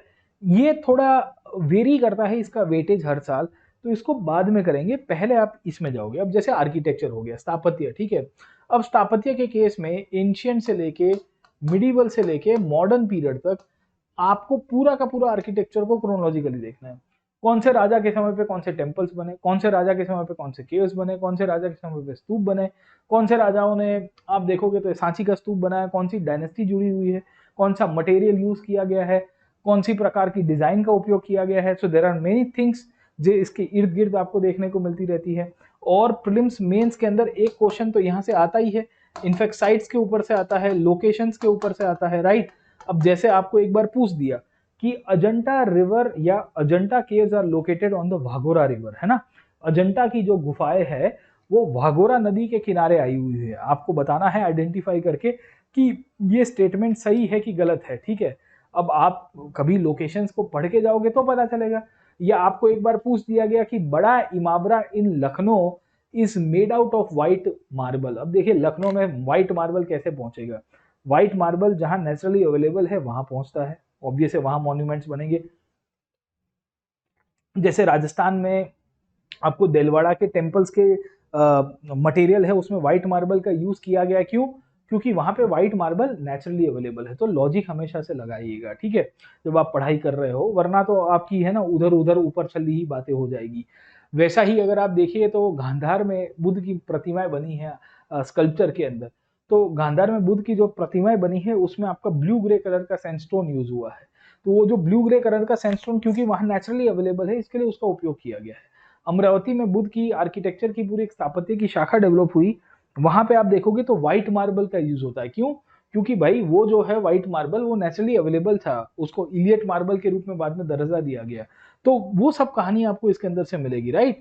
जैसे ये बुद्ध की प्रतिमा है, स्कल्पचर है, ये कौन से स्थापत्य की शैली को दर्शाता है, which architecture styles does it depict into sir, ठीक है। वहां से भी क्वेश्चंस आ सकते हैं। गांधार स्कूल के फीचर्स बता दीजिए, अमरावती स्कूल के फीचर्स बता दीजिए, मथुरा स्कूल सेक्युलर थी कि नहीं थी। प्रीलिम्स मेंस के ऊपर आपको दोनों के अंदर आए हुए हैं। इनफैक्ट मिडिवल इंडिया में स्कल्पचर्स की क्या रोल प्ले रही है इन डिपिक्टिंग द सोशल लाइफ, मध्यकालीन युग के अंदर जो खास करके टेम्पल्स थे, टेम्पल्स कैसे सामाजिक जीवन को दर्शाते हैं, वैसे भी सवाल आपको पूछे गए, राइट। तो ये टॉपिक को आप अच्छे से पढ़ के जाओगे और क्रोनोलॉजिकल डायनेस्टी के साथ आप जोड़ोगे सर, ठीक है। स्कल्पचर आर्ट आपको कहाँ मिलता है, इंडिपेंडेंस स्कल्पचर मिलता है, रिलीफ आर्ट के रूप में कैसे मिलेगा, अंडरस्टूड। इसके सिवाय आपको पेंटिंग करके जाना है बहुत अच्छी तरह से, इसको भी क्रोनोलॉजिकली देखोगे। गुप्ता पीरियड में अजंता ने केव्स बनाई, अजंता की केव्स जो आपको देखने को मिलती है गुप्ता राजाओं के द्वारा बनती है, वाकाटकास के द्वारा बनेगी प्रिसाइसली। उसी केव्स के अंदर पेंटिंग भी बने, उसी के अंदर स्कल्पचर्स भी बने, उसी के अंदर आर्किटेक्चर निकल के आया, रॉक कट आर्किटेक्चर कहते हैं। मीसोलिथिक पीरियड के भी पेंटिंग थे। ये एक फोक पेंटिंग है जिसे हम लोग कहते हैं वारली आर्ट। ये गुजरात महाराष्ट्र की बॉर्डर में वारली ट्राइब के द्वारा इनफैक्ट बनाया गया है। तो देखिए आपको लोकेशन से क्वेश्चंस आ सकते हैं, बुक्स के कंटेक्स्ट के आ सकते हैं, पेंटिंग्स की थीम के ऊपर से आ सकते हैं कि सीतानवसल गुफाओं के अंदर जो चित्र मिले हैं ये चित्र मूलतः से जैन थीम के है कि नहीं है। भारत में मिडिवल इंडिया में जो पेंटिंग्स बने खास करके मुगलों के कार्यकाल के अंदर अगर आप देखेंगे तो उसमें पोर्ट्रेट पेंटिंग का बहुत इंपॉर्टेंस आया। पोर्ट्रेट पेंटिंग का चेंजेस कौन से राजा के द्वारा किया गया था, तो उसमें जहांगीर आता है क्योंकि उसने पोर्ट्रेट को इंट्रोड्यूस करवाया। इसके पहले नैरेटिव पेंटिंग्स किताबों के ऊपर से बनते थे। तो क्रोनोलॉजिकली आपने पॉलिटिकल हिस्ट्री पढ़ी होगी, उसके साथ ही कल्चरल हिस्ट्री भी मैच हो जाएगी, understood this part, okay. High yielding area है, वही कहानी म्यूजिक एंड डांस के अंदर भी है। मैंने अभी आपको बताया कि म्यूजिक एंड डांस में भी आपको क्रोनोलॉजिकल डेवलपमेंट क्लियर हो जाना चाहिए। डांस में जैसे म्यूजिक के अंदर देखिए तानसेन करके आपको एक स्कॉलर मिलते, किसके कोर्ट में थे, अकबर के कोर्ट में। पर्सनालिटीज के केस में बैजू बावरा, पहले गुजरात के राजा बहादुर शाह, वहां से उनको भी अकबर के कोर्ट में बुला दिया गया। हाई यील्डिंग क्वेश्चन है, हाई यील्डिंग टॉपिक है। म्यूजिक में ध्रुपद है हिंदुस्तानी संगीत के अंदर, म्यूजिक में कार्नाटिक संगीत आपको देखने को मिलता है, कहाँ से इवॉल्व हुआ है। पुरंदरदास कौन हुआ करते थे, त्यागराज कौन हुआ करते थे, उनके कंटेक्स्ट में म्यूजिक की थियरी से बहुत ही रेयर केस में क्वेश्चंस आए हैं। डांस की थियरी बेसिक आपको क्लियर हो जानी चाहिए। क्लासिकल डांस, शास्त्रीय नृत्यों की क्या इंपॉर्टेंस है, कौन रिकॉग्नाइज करता है, कौन इंस्टीट्यूशन है, संगीत नाटक अकादमी का क्या रोल प्ले रहा है।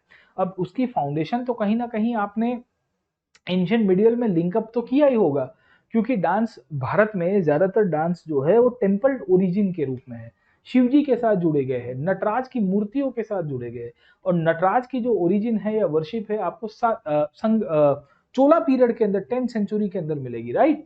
द्रविड़ आर्किटेक्चर, नगर आर्किटेक्चर, वेसार आर्किटेक्चर कहाँ कहाँ पे बना है, क्या क्या फीचर्स रहे हैं, उसके साथ लिंकअप करने की कोशिश करिएगा, understood this part.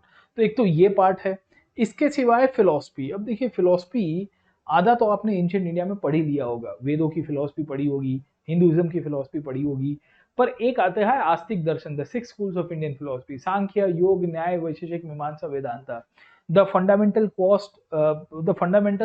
Quest for I would say the knowledge, okay, कि भाई जीवन है कि नहीं है, जीवन के बाद क्या होगा, मृत्यु के बाद क्या होगा, मोक्ष कैसे मिल सकता है, ये सब क्वेश्चन है। कौन से दार्शनिकों के द्वारा दिए गए थे, द्वैत अद्वैत के बीच में क्या फर्क है, आदि शंकराचार्य क्या बोल के गए थे, रामानुजाचार्य क्या कह के गए हैं, भक्ति रिफॉर्मर के रूप में भी है, दार्शनिक के रूप में भी है। इनको आप पढ़ोगे, कौन किन के कंटेम्प्रेरी थे, कौन से संप्रदायों की स्थापना की थी, दशनामी जूना अखाड़ा, श्री वल्लभ श्रेष्ठ, श्री वैष्णव सेक्ट, कौन से संप्रदायों के साथ कौन कौन जुड़े हुए, राइट। तो वो पढ़ के जाओगे। दूसरा लैंग्वेजेस, लैंग्वेजेस क्यों? क्योंकि देखिए संस्कृत है, प्राकृत है, पाली है, तमिल है, उसकी स्क्रिप्ट कैसे डेवलप हुई, और स्क्रिप्ट से लिटरेचर। अब देखिए आधा लिटरेचर तो आपने पढ़ ही लिया होगा, लिटरेचर तो you might have already studied in your this thing around, मैं कहूँगा आपकी हिस्ट्री के अंदर। क्यों? क्योंकि आपने जब एंशिएंट और मिडिवल हिस्ट्री पढ़ी होगी तो उसमें किताबों के नाम, ऑथर्स के नाम, तो यहाँ से आप उसको लैंग्वेजेस के सेंट्रिक में देखोगे। लैंग्वेज में कौन सी क्लासिकल लैंग्वेज है, कौन सी फोक लैंग्वेज, या मैं कहूँगा कि उसको ऑफिशियल लैंग्वेज में दर्जा दिया गया है, ऑफिशियल लैंग्वेज की क्राइटेरिया क्या है, क्लासिकल लैंग्वेज की क्राइटेरिया क्या है, वो सब देख के जाना है। कैलेंडर से सवाल आता है, विक्रम संवत, शक संवत, कैलकुलेशंस पूछी जाती है, हिजरी कैलेंडर है, ग्रेगोरियन कैलेंडर है, एस्ट्रोलॉजिकल डेवलपमेंट कैसे हुआ है, ठीक है, कैलेंडर क्या साइंटिफिक बेसिस को दर्शाता है, और कैलेंडर्स के साथ ही आपके फेस्टिवल्स जुड़े हुए हैं। आप देखिए जितने भी फेस्टिवल्स है जो भारतीय समाज के अंदर सेलिब्रेट किए गए हैं, they are mainly based on calendar. क्या कोई सोलार कैलेंडर है या ल्यूनार कैलेंडर है, सूर्य के ऊपर चलता है कि चंद्र के ऊपर चलता है, उस तरह के आपको थीम याद रखनी है। विक्रम संवत किसने इंट्रोड्यूस किया था, उसको 0 ईयर के साथ कंपेयर करेंगे तो कैसे कैलकुलेट किया जाता है, वहां से क्वेश्चंस आपको पूछे गए, राइट। इसके सिवाय आपको आजकल यूनेस्को जैसे इंस्टीट्यूशंस के साथ करंट अफेयर्स लिंकअप करके पूछता है। कैसे? कि यूनेस्को का हेरिटेज है, tangible heritage, intangible heritage. In fact art and culture में आपको कीवर्ड्स पता होने चाहिए, हेरिटेज, कल्चर, सिविलाइजेशन, 3 शब्द आपको मिलते हैं, ठीक है। हेरिटेज, कल्चर, सिविलाइजेशन, धरोहर, संस्कृति और सभ्यता, और सिवाय के एक और शब्द है आर्ट, यानी कि जिसे हम लोग कहते हैं कला। ये क्या दर्शाता है, what does it shows around, okay. उसको कंजर्व करने के लिए यूनेस्को क्या काम करता है, यूनेस्को के इंटेंजिबल यानी कि मूर्त कला या मूर्त धरोहर और अमूर्त धरोहर, इंटेंजिबल हेरिटेज में क्या, कुंभ मेला आता है, कुंभ मेला लेटेस्ट रिकॉग्नाइज्ड है, गरबा को लेटेस्ट रिकॉग्नाइज किया गया या नहीं किया गया, रम्मम को कब रिकॉग्नाइज किया गया था, मुड़ियत्तम क्या है, कुड़ियत्तु क्या है, तो ये सब प्रकार है। इसमें और भी एडिशन होते रहते हैं, लेटेस्ट अपडेट्स के साथ आपको चलना है, उसकी थीम को याद रखना है। सब में 2-2, 3-3 फैक्चुअल पॉइंट्स होते हैं, पर कल्चर को हमेशा से बाद में करिएगा, और कल्चर डायनामिक होता है तो उसके अंदर से क्वेश्चंस भी हमेशा डायनामिक ही पूछे जाते हैं, राइट। अब ये तो बात रही कल्चर के कंटेक्स्ट में। अब सवाल ये भी आता रहता है कि भाई देखो कल्चर को कैसे अटेंड करे जाएंगे, कल्चर में तो बहुत वेराइटी है। तो देखिए एक तो करंट सेंट्रिक टॉपिक है, उसके लिए आपको करंट अफेयर्स देखने पड़ेंगे, जैसे यूनेस्को में कोई नया अपडेशन आया है, कुछ नई डेवलपमेंट हुई है तो उसके कंटेक्स्ट में। दूसरा कल्चर के कंटेक्स्ट में आपको ये भी ध्यान रखना है कि स्टैटिक है, और स्टैटिक के लिए आपको आधा तो हिस्ट्री में हो जाएगा, और कल्चर में भी एनसीईआरटी आती है स्टैंडर्ड 11-12 की। मैं पूरा का पूरा कल्चर को कॉम्प्रिहेंसिव कराता हूँ मेरे अनअकैडमी के प्लस कोर्सेज में, ठीक है, और बहुत कॉम्प्रिहेंसिव है। आप देखोगे ऑलमोस्ट 50-60 आवर्स के आसपास मेरे आर्ट एंड कल्चर के कोर्स होते हैं, और मैं इसमें बेसिक से लेके एडवांस लेवल तक करवाता हूँ।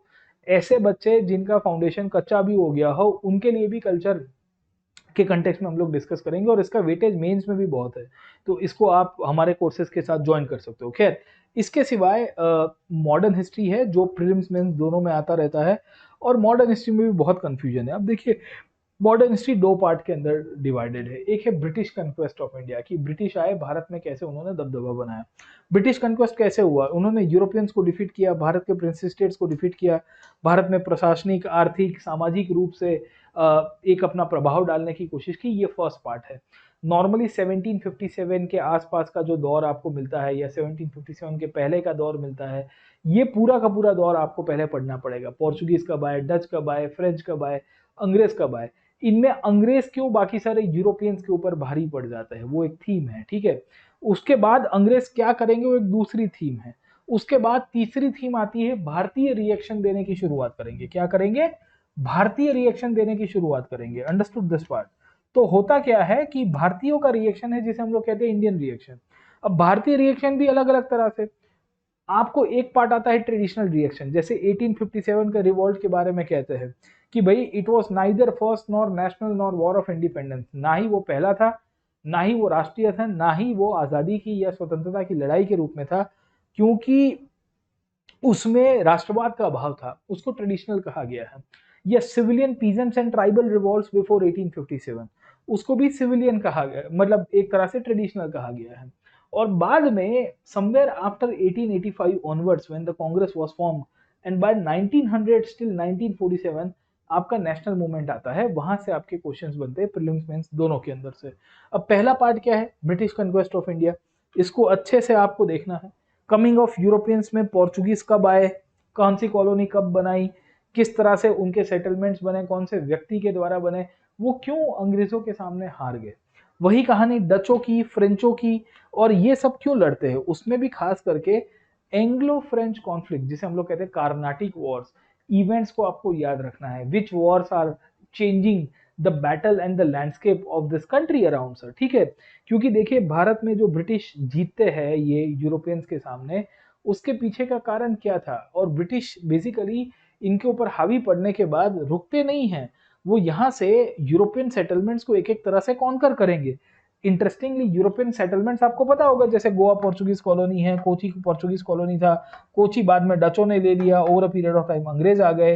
वी विल फाइंड कि यहाँ जैसे मसूलीपट्टनम हो गया है, बंगाल की कॉलोनीज आपको मिल जाएगी, ऐसे सैकड़ों जगहों के ऊपर आपको British colonial, European colonial settlements मिलेंगे। आपको याद रखना है किससे कॉलोनी बनाई गई थी, किससे जमीन ली गई थी, किससे खरीदी गई थी, किससे युद्ध करके जमीन बनाई गई है या अपना एक्सपांशन किया गया है, फोर्ट विलियम कब बन के आया, सेंट जॉर्ज कब बन के आया, सेंट डेविड कब बना है, बॉम्बे के अंदर कब बना, फोर्ट सेंट एंजेलो किसके द्वारा बनता है, कौन सी डायनेस्टी उस पीरियड में ये लैंड इनको गोरों को देती है, वैसे सवाल भी आपको पूछे गए हैं, तो आपको हमेशा से याद रखना है, राइट, ओके। इसके सिवाय 18 सेंचुरी इंडिया को आपको ध्यान रखना है। अब 18 सेंचुरी इंडिया क्यों मैं बता रहा हूँ, क्योंकि देखिए कि जब ब्रिटिश भारत में अपना जीत का दबदबा शुरू करते हैं after the defeat of the French around, somewhere at that time Bharat में ऑलरेडी फ्रेगमेंटेशन हो चुका था। 18वीं शताब्दी में आपको एक से ज्यादा रीजनल डायनेस्टीज मिलती है, अवध है, हैदराबाद है, बंगाल है, मराठे है, पेशवाओं का राज शुरू हो चुका है, राइट। अब ये सब लोग जब अपना दबदबा एस्टेब्लिश कर रहे थे तो पॉलिटिकली यूनिटी नहीं थी, यूनिटी नहीं थी, तो अंग्रेजों ने डिवाइड एंड रूल किया, इनके साथ भी लड़ाइयाँ की, अलग अलग प्रकार की ट्रीटीज की, मुगलों को कैसे नेस्त नाबूद कर दिया गया। ऐसे मुगल जिनका साम्राज्य एक टाइम तक कश्मीर से लेके आज के कन्याकुमारी तक उनका प्रभाव इनडायरेक्टली हो गया था, औरंगजेब तक तो ये दक्षिण भारत में तमिलनाडु तक भी घुस चुके थे। आज ऐसी स्थिति में थी कि औरंगजेब के बाद ये लोग दिल्ली के आजू बाजू में भी अपने आप को बचा नहीं पा रहे थे, इनके स्थानिक राजा इनके अगेंस्ट में चले गए थे, इनके ऊपर विदेशी आक्रमण हो रहे थे। तभी यूरोपियंस में खास करके अंग्रेजों ने कैसे लाभ उठाया, कौन से मुगल राजा को अंग्रेजों के द्वारा चार्टर दिया गया है, राइट्स दिए गए हैं, फारूक सियार का क्या रोल प्ले है, ठीक है। तो आपको याद रखना है कैसे इसमें डिवाइड एंड रूल किया गया, कैसे ट्रीटीज की जाती है, कैसे सब्सिडरी अलायंस जैसी ट्रीटी की गई, और ब्रिटिश वी विल सी कि इनको कैसे खत्म करेंगे सर, ठीक है। तो आपको क्रोनोलॉजिकली याद रखना है, तारीख के हिसाब से याद रखना है, इवेंट्स के हिसाब से याद रखना है, और ये सब कुछ मैं अपने प्लस क्लासेस के अंदर करवाता रहता हूँ, राइट, ओके। इसके सिवाय अगर आप मॉडर्न हिस्ट्री के अंदर में देखोगे तो क्वेश्चन आता है गवर्नर जनरल्स। मेरे पीछे जिन महाशय का फोटो देख रहे हो, इनका फोटो बड़ा फेमस है क्योंकि इन्होंने सती अबॉलिश की थी। ये भारत के ऐसे गवर्नर है जिनको गवर्नर जनरल ऑफ इंडिया की उपाधि मिली, पहले गवर्नर जनरल ऑफ इंडिया, क्योंकि इसके पहले गवर्नर जनरल ऑफ बंगाल की पोजीशन हुआ करती थी, राइट। आप देखोगे एडमिनिस्ट्रेटिव कॉन्क्वेस्ट, भारत में कैसे एडमिनिस्ट्रेशन बना, कैसे सिविल सर्विसेज का डेवलपमेंट हुआ, कैसे ब्यूरोक्रेसी बन के आई, कैसे लैंड रेवेन्यू उभर के आया, लैंड रेवेन्यू के अंदर रैयतवारी, जमींदारी, महलवारी सिस्टम किसने डेवलप की थी, उसके ऑब्जेक्टिव क्या थे, क्यों इतनी सारी लैंड रेवेन्यू पॉलिसी अंग्रेजों को लानी पड़ी once they conquered over India. Bharat के ऊपर जीतने के बाद इतनी सारी जमीन को लेके इन्होंने क्यों व्यवस्था अलग अलग प्रकार की बनाई है, ठीक है। इंटरेस्टिंगली कॉलोनाइजेशन के कंटेक्स्ट में आपको एक चीज भर भर के देखने को मिलेगी कि भारत के किसानों को इन्होंने पूरी तरह से खत्म कर दिया। भारत में रिकरिंग फमाइंस आए, मेंस के अंदर सवाल आया था अकाल पहला कब पड़ा, इसके पहले दूसरा कब पड़ा, अंग्रेजों ने अकाल को लेके, फमाइंस को लेके किस प्रकार की पॉलिसीज बनाई, भारत में रेलवेज की नेगेटिव इंप्लीकेशंस क्या होती है, पॉजिटिव तो सबको पता है, नेगेटिव असर क्या पड़ती है, नकारात्मक प्रभाव, नकारात्मक असर है, किस तरह से डेलाउजी के द्वारा रेलवेज की इंट्रोडक्शन की गई 1853 में, और उसके कारण भारत में भी औद्योगिकरण, भारत की ट्रेडिशनल इंडस्ट्रीज कैसे खत्म हो गई, भारत से पैसा ड्रेन ऑफ वेल्थ के रूप में कैसे विदेश के कंट्रीज में जाने लग गया, और वो पैसा भारतीयों के लिए उपयोग में नहीं हुआ, ठीक है। तो ये आपका एक क्रोनोलॉजिकली आपको पढ़ना है, इकोनॉमिक इंपैक्ट पढ़ोगे, कॉलोनाइजेशन की सोशल इंपैक्ट पढ़ोगे, मिशनरियों ने क्या रोल प्ले किया, इंग्लिश एजुकेशन क्यों दिया जा रहा था भारतीयों को, क्यों, क्योंकि ब्रिटिश चाहते थे कि भारत में एक मार्केट बने, एक लॉयल क्लास बन के आए, भारत में एक ऐसी व्यवस्था क्रिएट की जाए जो ब्रिटिश कॉलोनियल एडमिनिस्ट्रेशन में फायदे में हो। तो आप ये सब कुछ पढ़ोगे सर, ठीक है। You are suppose to study in this way, in the chronological way around. You will make sure कि उसके बाद आप जाओगे इंडियन रेनेसॉ के ऊपर, भारत का पुनर्निर्माण, पुनर्जागरण, जहां भारतीय अब नींद से उठते हैं। अब वो कहेंगे कि भाई देखो, अब हमें जो है इस ब्रिटिश राज के सामने हमारे समाज को सुधारना है, समाज के अंदर दूषणों को सुधारना है। मेरे पीछे जिन महाशय का फोटो देख रहे हो, he is called as the father of Indian social reforms, Ram Mohan Roy. इनके द्वारा कौन सी संस्थाएं बनी? ब्रह्म समाज, ब्रह्म समाज के साथ साथ आप देखोगे तो आपको मिलती है आत्मीय सभा, वेदांत कॉलेज, संवाद कौमुदी, मिरातुल अखबार जैसे न्यूज़पेपर्स को पब्लिश करना। ये क्यों किया गया था? अगर नहीं करते तो क्या होता सर, ठीक है। तो बहुत सारे थीम है, इंस्टीट्यूशंस बनते हैं। आर्य समाज किसने बनाया था? दयानंद सरस्वती के राष्ट्रवाद के प्रेरक थे कि नहीं थे? उन सबको आप पढ़ोगे, और इसके लिए आपको खाली एनसीईआरटी काम में नहीं आएगी, आपको डेप्थ में जाना पड़ेगा। इंटरेस्टिंगली ब्रिटिश काल के दौर में ही भारतीयों ने रिएक्ट करना शुरू किया, जिसे हम लोग कहते हैं civilian peasants and tribal revolts. इसकी पूरी लिस्ट करनी पड़ेगी आपको मैपिंग के साथ सर, ठीक है। बिरसा मुंडा ने कब विद्रोह किया था? उसका क्या ऑब्जेक्टिव हुआ करता था? मुंडा रिवॉल्ट के पहले हुर रिवॉल्ट कब हो चुका है? सन्यासी रिबेलियन की क्या इंपॉर्टेंस है? संथाल रिबेलियन की क्या इंपॉर्टेंस है? इंडिगो रिबेलियन क्यों होता है? भारत में किसान क्यों अंग्रेज राज के विरुद्ध में विद्रोह कर रहे थे? ऐसे सैकड़ों सवाल आपको यहाँ से निकल के आते हैं, वो आपको देखना है। और 1857 को तो पूरा डेप्थ में डिटेल के अंदर पढ़ना पड़ेगा दोस्तों। ये 1857 के रिवॉल्ट का मैप है। मेरठ से आग लगती है 10 में 1857 के दिन, और वो आग ऑलमोस्ट पूरे भारत में, उत्तर भारत में फैल जाती है, उत्तर भारत में खास करके। जब वो उत्तर भारत में फैलती है तो कौन इसका लीडर था? झांसी की रानी को 1857 में विद्रोह करने की क्यों आवश्यकता हुई? नाना साहेब और उनके साथी ताटिया टोपे क्यों विद्रोह में भागीदारी लेते हैं, ठीक है। तो ये आपके ट्रेडिशनल रिवॉल्ट है। ट्रेडिशनल क्यों? क्योंकि ये परंपरागत थे। राष्ट्रवाद का उद्भव के कारण कैसे बनते हैं? भारत में नेशनलिज्म किस तरह से निकल के आया है? क्रोनोलॉजिकल बेसिस के ऊपर से आपको आइडेंटिफाई करना पड़ेगा कि what are the factors that are causing the rise of nationalism. और खास करके 20th सेंचुरी तक आते आते भारत में कैसे आधुनिक तरह से रिस्पॉन्स देना शुरू हुआ, भारतीयों ने कैसे संस्थाएं बनाई। कांग्रेस बनती है, कांग्रेस के पहले भी देखोगे Indian association, East Indian association, Indian league, British Bengal India society, British Indian society, zamindari association, कितनी सारी संस्थाएं आपको देखने को मिलती है रीजनल बेसिस के ऊपर से। ये पॉलिटिकल एसोसिएशन के साथ लीडर्स का नाम आपको याद रखना है। प्रेस के बारे में आपको देखना है, क्योंकि भारत की राष्ट्रवाद के पीछे कोई सबसे बड़ा कारक था तो वो थी प्रेस थी, लिटरेचर था। एजुकेशन आना शुरू हुआ तो भारतीयों ने धीरे धीरे राष्ट्रवाद को समझना शुरू किया कि what is the nation and the nationalism. In fact ये 20th सेंचुरी का मॉडर्न हिस्ट्री के साथ आपको हमेशा दिमाग के अंदर वर्ल्ड हिस्ट्री के इवेंट्स को भी याद में रखना है दोस्तों। क्यों वर्ल्ड हिस्ट्री के? क्योंकि वर्ल्ड हिस्ट्री के कंटेक्स्ट में भी आपको यहाँ से क्वेश्चंस पूछे जाते हैं। इंडियन हिस्ट्री वर्ल्ड हिस्ट्री के साथ जुड़ाव है, क्योंकि history is all interconnected. History is about connecting the dots my friend. तो आप जब 20वीं शताब्दी में जाओगे तो आप देखोगे तो सैकड़ों प्रकार के मूवमेंट हुए। इस मूवमेंट्स में कांग्रेस के लीडर्स आए, इनिशियली मॉडरेट्स, दादा भाई नवरोजी, गोपाल कृष्ण गोखले, दिनशा वाचा, सैकड़ों लीडर्स आपको मिलते हैं। इनमें ही कुछ लीडर्स बाद में आए एक्सट्रीमिस्ट, तिलक है, लाला लजपत राय है, औरोबिंदो है। इनका क्या कंट्रीब्यूशन है? कैसे राष्ट्रवाद के कारण बंगाल का विभाजन किया गया, कौन से गवर्नर के द्वारा किया गया था, कर्जन क्यों भारतीयों को धिक्कार रहा है।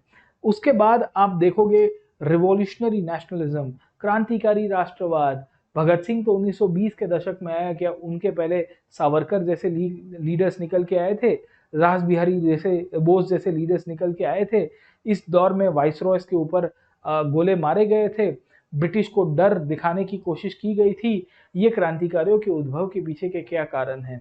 1905 में जो भारत का पहला वर्ग आया निकल के, और 1920 के दशक में क्रांतिकारी आंदोलन का जो सेकेंड वर्ग आया, उनके बीच में क्या डिफरेंस है आप कंपेयर करोगे? अदर स्ट्रेंथ्स ऑफ नेशनलिज्म में कुछ लोग अमेरिका में बैठ के क्रांति करने की कोशिश कर रहे हैं। नाम है गदर, न्यूज़पेपर था।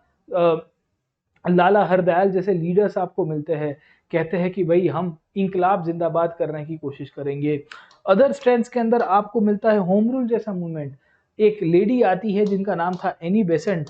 ये एनी बेसेंट 1900 के आसपास या 1890 के दशक में ही भारत में आ चुकी है समाज सुधार के आंदोलन के रूप में, और वहां से पॉलिटिक्स में आती है, क्योंकि social activism will always lead to political activism as well. तो जब सोशल एक्टिविज्म पॉलिटिकल एक्टिविज्म में कन्वर्ज हुआ तो एनी बेसेंट जैसी जो स्त्रियां थी एक आंदोलन करेगी, जिसके परिणामवश उनको जेल में भी जाना पड़ा, कांग्रेस की अध्यक्ष भी बनती है। तो आप पर्सनालिटीज के केस में ज्यादा बढ़ के जाइएगा, ठीक है। उसके सिवाय फिर गांधी जी आएंगे 1915 से लेके 1947 तक कंटिन्यूसली गांधीयन मूवमेंट है। क्या गांधीयन मूवमेंट आपको इतना ही पढ़ना है? नहीं साहब, गांधी जी को आपको ओरिजिन से देखना पड़ेगा, उनकी अफ्रीका की जर्नी के बारे में आपको पढ़ना पड़ेगा। अफ्रीका का जो आंदोलन था 1893 से उन्होंने अफ्रीका चले गए थे, और 1893 से 1915 तक 22 साल तक अफ्रीका के अंदर गांधी के द्वारा सैकड़ों आंदोलन किए गए, मूवमेंट चलाए गए। उसकी इम्प्लीकेशंस इंडियन नेशनल मूवमेंट में होती है। गांधी जी के आगमन के बाद कैसे अलग अलग तरह से आंदोलन को शुरू किया गया, non cooperation, civil disobedience, quit India, anti Simon movement, और इन सब की इम्पैक्ट क्या होती है इंडियन नेशनल मूवमेंट के ऊपर। गांधी सॉल्ट सत्याग्रह की क्यों शुरुआत करते हैं? सॉल्ट सत्याग्रह गांधी के साथ और किसने कहां पे शुरू किया था? सवाल आया था तमिलनाडु के अंदर कि सॉल्ट सत्याग्रह यानी नमक सत्याग्रह जो 1930 में शुरू किया गया था, उसके लीडर कौन थे? तो इस तरह से भी क्वेश्चंस आए हैं। गांधी जी के आगमन के बाद क्या स्त्रियों की भागीदारी भारतीय राष्ट्रवादी आंदोलन के अंदर बढ़ी है कि नहीं बढ़ी है? डेफिनेटली बढ़ी है। क्यों बढ़ी है? तो उसके पीछे के कारण बता दीजिए। कौन सी स्त्रियां कौन से आंदोलन में भाग लेती है? क्या स्त्रियां क्रांतिकारी राष्ट्रवादी आंदोलन में भाग लेगी? हाँ भाई, वो भी लेगी। तो वहां से आपको क्वेश्चंस आते रहते हैं, राइट? ओके, तो आपको आइडिया रहना चाहिए। गांधी के आगमन के बाद कांग्रेस का जो पूरा गोल था कैसे बदल गया? क्योंकि कांग्रेस एक टाइम के ऊपर खाली सुधार मांगती थी, वही कांग्रेस 1906 में स्वराज मांग रही थी। वही कांग्रेस 1929 में लाहौर के अंदर अधिवेशन में ये कह रही है कि हमें पूर्ण स्वराज चाहिए, इसको लेके हम लोग आंदोलन करेंगे। ये कैसे बदलाव हुआ? तो आपको क्लैरिटी हो जानी चाहिए। इंटरेस्टिंगली पूरा का पूरा इंडियन नेशनल मूवमेंट के दौर में आपको सैकड़ों कानून मिलेंगे, जैसे रेगुलेटिंग एक्ट है, चार्टर एक्ट है, वो सब 1857 से पहले पास हुए थे, राइट? बाद में आपको काउंसिल्स एक्ट मिलता है 1892, 1909 से 1861, या गवर्नमेंट ऑफ इंडिया एक्ट 1858, 1919, 1935, या साइमन का भारत में भेजना। ये क्यों भेजा गया था? What was the reason why the British were so much interested? क्या ये संविधान के लिए था? बिल्कुल नहीं था। याद रखना दोस्तों, गांधी या ओवरऑल नेशनल मूवमेंट में ब्रिटिश के द्वारा जो भी कानून पास किए गए हैं, they were part of the cause and effect. Cause and effect का मतलब ये है कि ब्रिटिश को पता था कि भारत के लोगों ने बड़ा आंदोलन किया है, ये आंदोलन से उनकी एनर्जी को डाइवर्ट करने के लिए ये कानून लेके आए। तो आप जब ये कानून को पढ़ोगे, यहाँ से प्रीलिम्स मेंस के अंदर आपको सैकड़ों बार सवाल आते हैं, हमेशा से इसको नेशनल मूवमेंट के साथ ज्वाइंट करके पढ़ाइएगा, ठीक है? मैंने इसके ऊपर भी सेशंस लिए हुए हैं, आप इसको जरूर से वॉच भी कर दीजिएगा, ठीक है? दूसरा 1940 से 47 का पीरियड बहुत इंपॉर्टेंट है, क्योंकि 1940 से ही भारतीय इतिहास के अंदर जो वर्ल्ड वॉर 2 की इम्प्लीकेशंस हुई, सुभाष चंद्र बोस जैसे लीडर्स निकल के आए, इन्होंने आईएनए की स्थापना की। इनका दर्शन गांधी के दर्शन से कैसे अलग था? कंपैरेटिव क्वेश्चंस आता है, गांधी अंबेडकर, गांधी बोस, गांधी टागोर, इस तरह के सवाल आ चुके हैं। नेक्स्ट टाइम गांधी और पटेल के बीच में डिबेट पूछी जाएगी। इसके बाद गांधी और जवाहरलाल नेहरू की डिबेट पूछी जाएगी। नेक्स्ट टाइम पे औरोबिंदो और गांधी के बीच में डिबेट पूछी जाएगी। तो बहुत सारे क्वेश्चंस है जो आपको यहाँ से बनेंगे, पर्सनालिटी सेंट्रिक, आपको उसके ऊपर भी तैयारी अपनी करनी पड़ेगी। इंटरेस्टिंगली 1940 से 47 के बीच में क्रोनोलॉजिकल स्टडी करने की बहुत आवश्यकता है। ऑगस्ट ऑफर हो गया हो, इंडिविजुअल सत्याग्रह हो गया हो, क्रिप्स मिशन हो गया हो, क्विट इंडिया मूवमेंट की शुरुआत हो गई हो, राजगोपालचारी फॉर्मूला हो गया हो, उसके बाद देखोगे देसाई लियाकत पैक्ट हो गया हो, आईएनए का निर्माण सुभाष बोस कैसे सक्सेसफुल हुए या उनके फेलियर के क्या कारण रहे हैं इंडियन नेशनल आर्मी के कंटेक्स्ट में। वी विल फाइंड कि आईएनए की बाद की दौर देखोगे तो वेवल प्लान हो गया हो, रेड फोर्ट ट्रायल हो गए हो, कैबिनेट मिशन की एंट्री हो गई हो, आरआईएन म्यूटिनी है, और माउंटबेटन प्लान, कितने इवेंट्स हो गए, सबको आपको डेप्थ के अंदर पढ़ना है दोस्तों। ये बहुत ही हाई यील्डिंग एरिया है, यहाँ से सवाल आपको पूछे जाते हैं, राइट? इसके सिवाय पाकिस्तान का मूवमेंट भी हमारे लिए इंपॉर्टेंट है। आप देखिए कि कम्युनलिज्म यानी कि सांप्रदायिकवाद, सेपरेटिज्म, मुस्लिम लीग की स्थापना, सेपरेट इलेक्टोरेट्स कब दिए गए हैं? सेपरेट इलेक्टोरेट्स खाली मुस्लिम लीग को ही मिले हैं या बाकी सबको भी मिलते हैं? ठीक है, और भी कम्युनिटीज को मिलते हैं। क्यों दिए गए हैं? क्या डिवाइड एंड रूल का पार्ट था? क्या सची में बंटवारा आप देखोगे तो उसके कंटेक्स्ट में जिन्ना कन्विंस कर देते हैं ब्रिटिश को, या कम्युनलिज्म के यानी कि जो सांप्रदायिकवाद निकल के उसके पीछे के कारण क्या थे, ठीक है। अदर देन दिस आपको पता ही होगा कि भारतीय राष्ट्रवादी आंदोलन में कम्युनिस्ट लोगों ने भी पार्टिसिपेट किया था, किसानों ने भी अपने हिसाब से पार्टिसिपेट किया, मजदूरों ने भी पार्टिसिपेट किया, भारत के रजवाड़ाओं ने भी पार्टिसिपेट किया। इनके पार्टिसिपेशन के क्या कारण थे, कौन लीडर हुआ करते थे, इनकी क्या संस्थाएं बनी है। ब्रिटिश कार्यकाल में आप देखोगे तो कमिटीज एंड कमीशंस आपको आते हैं, वो वेल्बी कमीशन हो, बटलर कमेटी हो, हंटर कमेटी हो, हंटर कमीशन भी आपको मिल जाता है। उसके पीछे के ऑब्जेक्टिव्स क्या थे, ठीक है। केसेस हुए हैं, जब ये लेबर को पकड़ा गया तो कानपुर बोल्शेविक कॉन्स्पिरेसी केस हो गया है, या सैकड़ों और भी घटनाएं हैं, वहां से क्वेश्चंस आपको पूछे गए हैं। तो नेशनल मूवमेंट हमारे लिए इंपॉर्टेंट है, प्रीलिम्स मेंस दोनों में काम में आता है, ऐसे और एथिक्स के अंदर भी काम में आता है, ध्यान रखना है।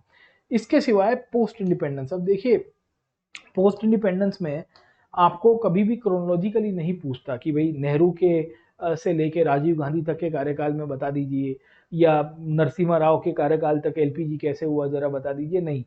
पोस्ट इंडिपेंडेंस में इमीडिएट इवेंट ही ज्यादातर पूछे गए हैं और थीमेटिक क्वेश्चंस आते हैं कि आजाद भारत में जैसे ये प्रिंसली स्टेट्स है, ये जो लाल कलर का आपको दिख रहा है, उनका इंटीग्रेशन कैसे हुआ, इंटीग्रेशन होते समय चैलेंजेस क्या क्या थी। यहाँ से वल्लभ भाई पटेल के ऊपर से क्वेश्चन बन सकता है। आपको रेफ्यूजी का प्रॉब्लम इंडिया के साथ था वो क्या, अभी इंडस वाटर ट्रीटी चर्चा में चल रही, 1960 की ही साइन की गई थी, राइट।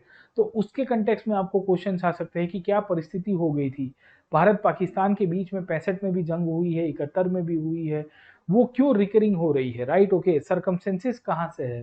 तो इस तरह के थीमेटिक क्वेश्चंस आए हैं। प्रिंस स्टेट के इंटीग्रेशन के बाद भारत में कैसे नया संवैधानिक ढांचा बनाया गया, उन सब के ऊपर से आपको क्वेश्चंस आते हैं। मेन सेंट्रिक आता है, इसके लिए भी आपको बेसिकली मॉडर्न हिस्ट्री का अंडरस्टैंडिंग होगा तो ज्यादा ठीक रहेगा। और पोस्ट इंडिपेंडेंस के लिए भी एक बड़ी सी मोटी किताब है, सी कहना इतनी प्राइवेट पब्लिकेशन की आपको मिलेगी, बट उसमें से कॉस्ट बेनिफिट बहुत टफ लगता है बच्चों को। मैं सजेस्ट ये करता हूँ कि भाई आप हमारे कोर्सेज के अंदर आइए, मॉडर्न हिस्ट्री में भी यही है कि आप हमारे कोर्सेज में जुड़िएगा तो आपको ज्यादा फायदा मिलेगा। इसके सिवाय वर्ल्ड हिस्ट्री, अब गिन के आप देखोगे कभी कभी एक दो सवाल आएंगे, पर हमको क्वेश्चन सेंट्रिक नहीं जाना है, वर्ल्ड हिस्ट्री को भी पूरा डेप्थ के अंदर पढ़ना है, इनफैक्ट क्रोनोलॉजिकली पढ़ना है। 18वीं शताब्दी में क्रांतियां हुई, अमेरिका की क्रांति, फ्रांस की क्रांति, इंडस्ट्रियल रिवॉल्यूशन, उसके कारण ही नेशनलिज्म निकल के आया, वो कनेक्ट होता है। रेस्टलिज्म पूरे यूरोप में फैलता है, नेशन स्टेट्स बने, साम्राज्य टूटे, ऑटोमन एम्पायर टूटा, ऑस्ट्रियन एम्पायर टूटा, we will come to know the British empire बाद के अंदर टूटेगा, पर वो भी टूटता है, राइट। ये कैसे निकल के आया, इंडस्ट्रियल रिवॉल्यूशन ने ही कैसे नेशन स्टेट्स को पुश किया कि वो कॉलोनाइजेशन और साम्राज्यवाद की तरफ जाए, जिसके कारण वर्ल्ड वॉर हुए, और वर्ल्ड वॉर होने के बाद डीकोलोनाइजेशन यानी कि राष्ट्रवाद का उदय ज्यादा मजबूत हो गया, तो राष्ट्रों को कैसे फ्री किया गया। तो इसकी पूरी की पूरी थीमेटिक अंडरस्टैंडिंग लेनी पड़ेगी, उसके लिए अलग से मैं आपको वीडियो के अंदर भी समझाऊंगा, अभी मैं नहीं जा रहा हूं, पर पहले आप इसको ये थीम को अंडरस्टैंड करने की कोशिश करिएगा, राइट। तो ओवरऑल थीम जो पूरी की पूरी हिस्ट्री के अंदर ऐसी है कि आपको लॉ ऑफ कनेक्टिविटी पता होना चाहिए, और लॉ ऑफ कनेक्टिविटी जब तक आपको क्लियर नहीं होगा तो आप यहां से वहां भटकते रहेंगे दोस्तों। और मैं सजेस्ट नहीं करता हूं कि आप सब्जेक्ट को लेके, क्योंकि एक ही विषय है, लोगों को लगता है कि भाई देखो इसमें देखा जाए तो एक विषय है, और देखा जाए तो इसके अंदर 6 सब्जेक्ट है, ठीक है। एंशियंट भी है, मिडिवल भी, आर्ट एंड कल्चर भी, मॉडर्न भी, पोस्ट इंडिपेंडेंस और वर्ल्ड भी है, और सब कुछ मैं कराता हूँ अनअकैडमी के ऊपर, ठीक है। तो आप जरूर से इसका लाभ उठाइएगा। ये मेरी प्रोफाइल है, आप इसको स्कैन कर सकते हो, सीधा मेरे कोर्स के ऊपर जा सकते हो, एंड आप मुझे फॉलो भी कर सकते हो। खासियत ये है कि इसमें मैंने सैकड़ों फ्री क्लासेस भी लिए हुए हैं, और हमारे कोर्सेज भी चल रहे हैं, बैचेस भी चल रही है, जो कॉम्प्रिहेंसिव है, वन स्टॉप सॉल्यूशन है आपको हिस्ट्री कल्चर के लिए। ये जितने भी टॉपिक्स में है, जहां आप सेल्फ स्टडी करना चाहे तो कर ही सकते हो, पर अगर आपको अभी भी लग रहा है कि नहीं मुझे कटिंग एज चाहिए, मुझे अच्छी खासी क्वालिटी के साथ आंसर राइटिंग करना है, मुझे सब्जेक्ट के ऊपर कमांड चाहिए, इस सब्जेक्ट की एप्लीकेशन में ऐसे और एथिक्स में भी करना चाहता हूँ, तो मैं आपको कहूंगा कि आप जुड़िए अनअकैडमी में। क्योंकि जो चीज आप शायद 6 महीने में करोगे इधर उधर भटक भटक के, और वो भी आधा अधूरा, उसमें भी क्लैरिटी ऑफ थॉट आपको नहीं मिलेगी, वो चीज मैं शायद और कम टाइम के अंदर बहुत इफेक्टिवली करवा के दूंगा। तो ये पूरी की पूरी स्ट्रैटेजी थी दोस्तों हिस्ट्री कल्चर को लेके। ट्रेडिशन के कंटेक्स्ट में कि भाई कैसे कैसे आपको क्वेश्चंस पूछे जा सकते हैं। आपको कोई क्वेरी होगी तो मुझे ज़रूर से बताना। Do like, share and subscribe. This is me Prateek Nayak signing off. Thank you very much. Let's crack it. तो आगे बढ़ने से पहले एक बहुत इंपॉर्टेंट बात मैं आपको बताना चाह रहा हूँ कि अगर आप भी अब यूपीएससी का एग्जाम 2026, 27, 28 में देने वाले हैं तो अब इस यूपीएससी एग्जाम की तैयारी मत करो, यहाँ वहाँ समय मत गवाओ। अब जुड़ो तुम इंडिया के सबसे बेस्ट एजुकेटर्स के साथ, सबसे अनुभवी टीम के साथ, जिन्होंने इस पूरे ऑनलाइन सिस्टम को सबसे पहले शुरू किया था। जुड़ो ऐसी टीम के साथ जिनको एक एक चीज़ के बारे में पता है कि एग्जाम मांगता क्या है। मत समय गवाओ, और अब सबसे बेहतर समय है और अभी ही समय है। और मित्रों, ये पूरी कॉम्प्रिहेंसिव तैयारी जिसमें live classes, test series, doubt resolution, notes, power point, सब कुछ आपको मिले केवल 19,999 and up to 12 months extension. बाकी डिटेल्स डिस्क्रिप्शन में है। चलिए आगे बढ़ते हैं।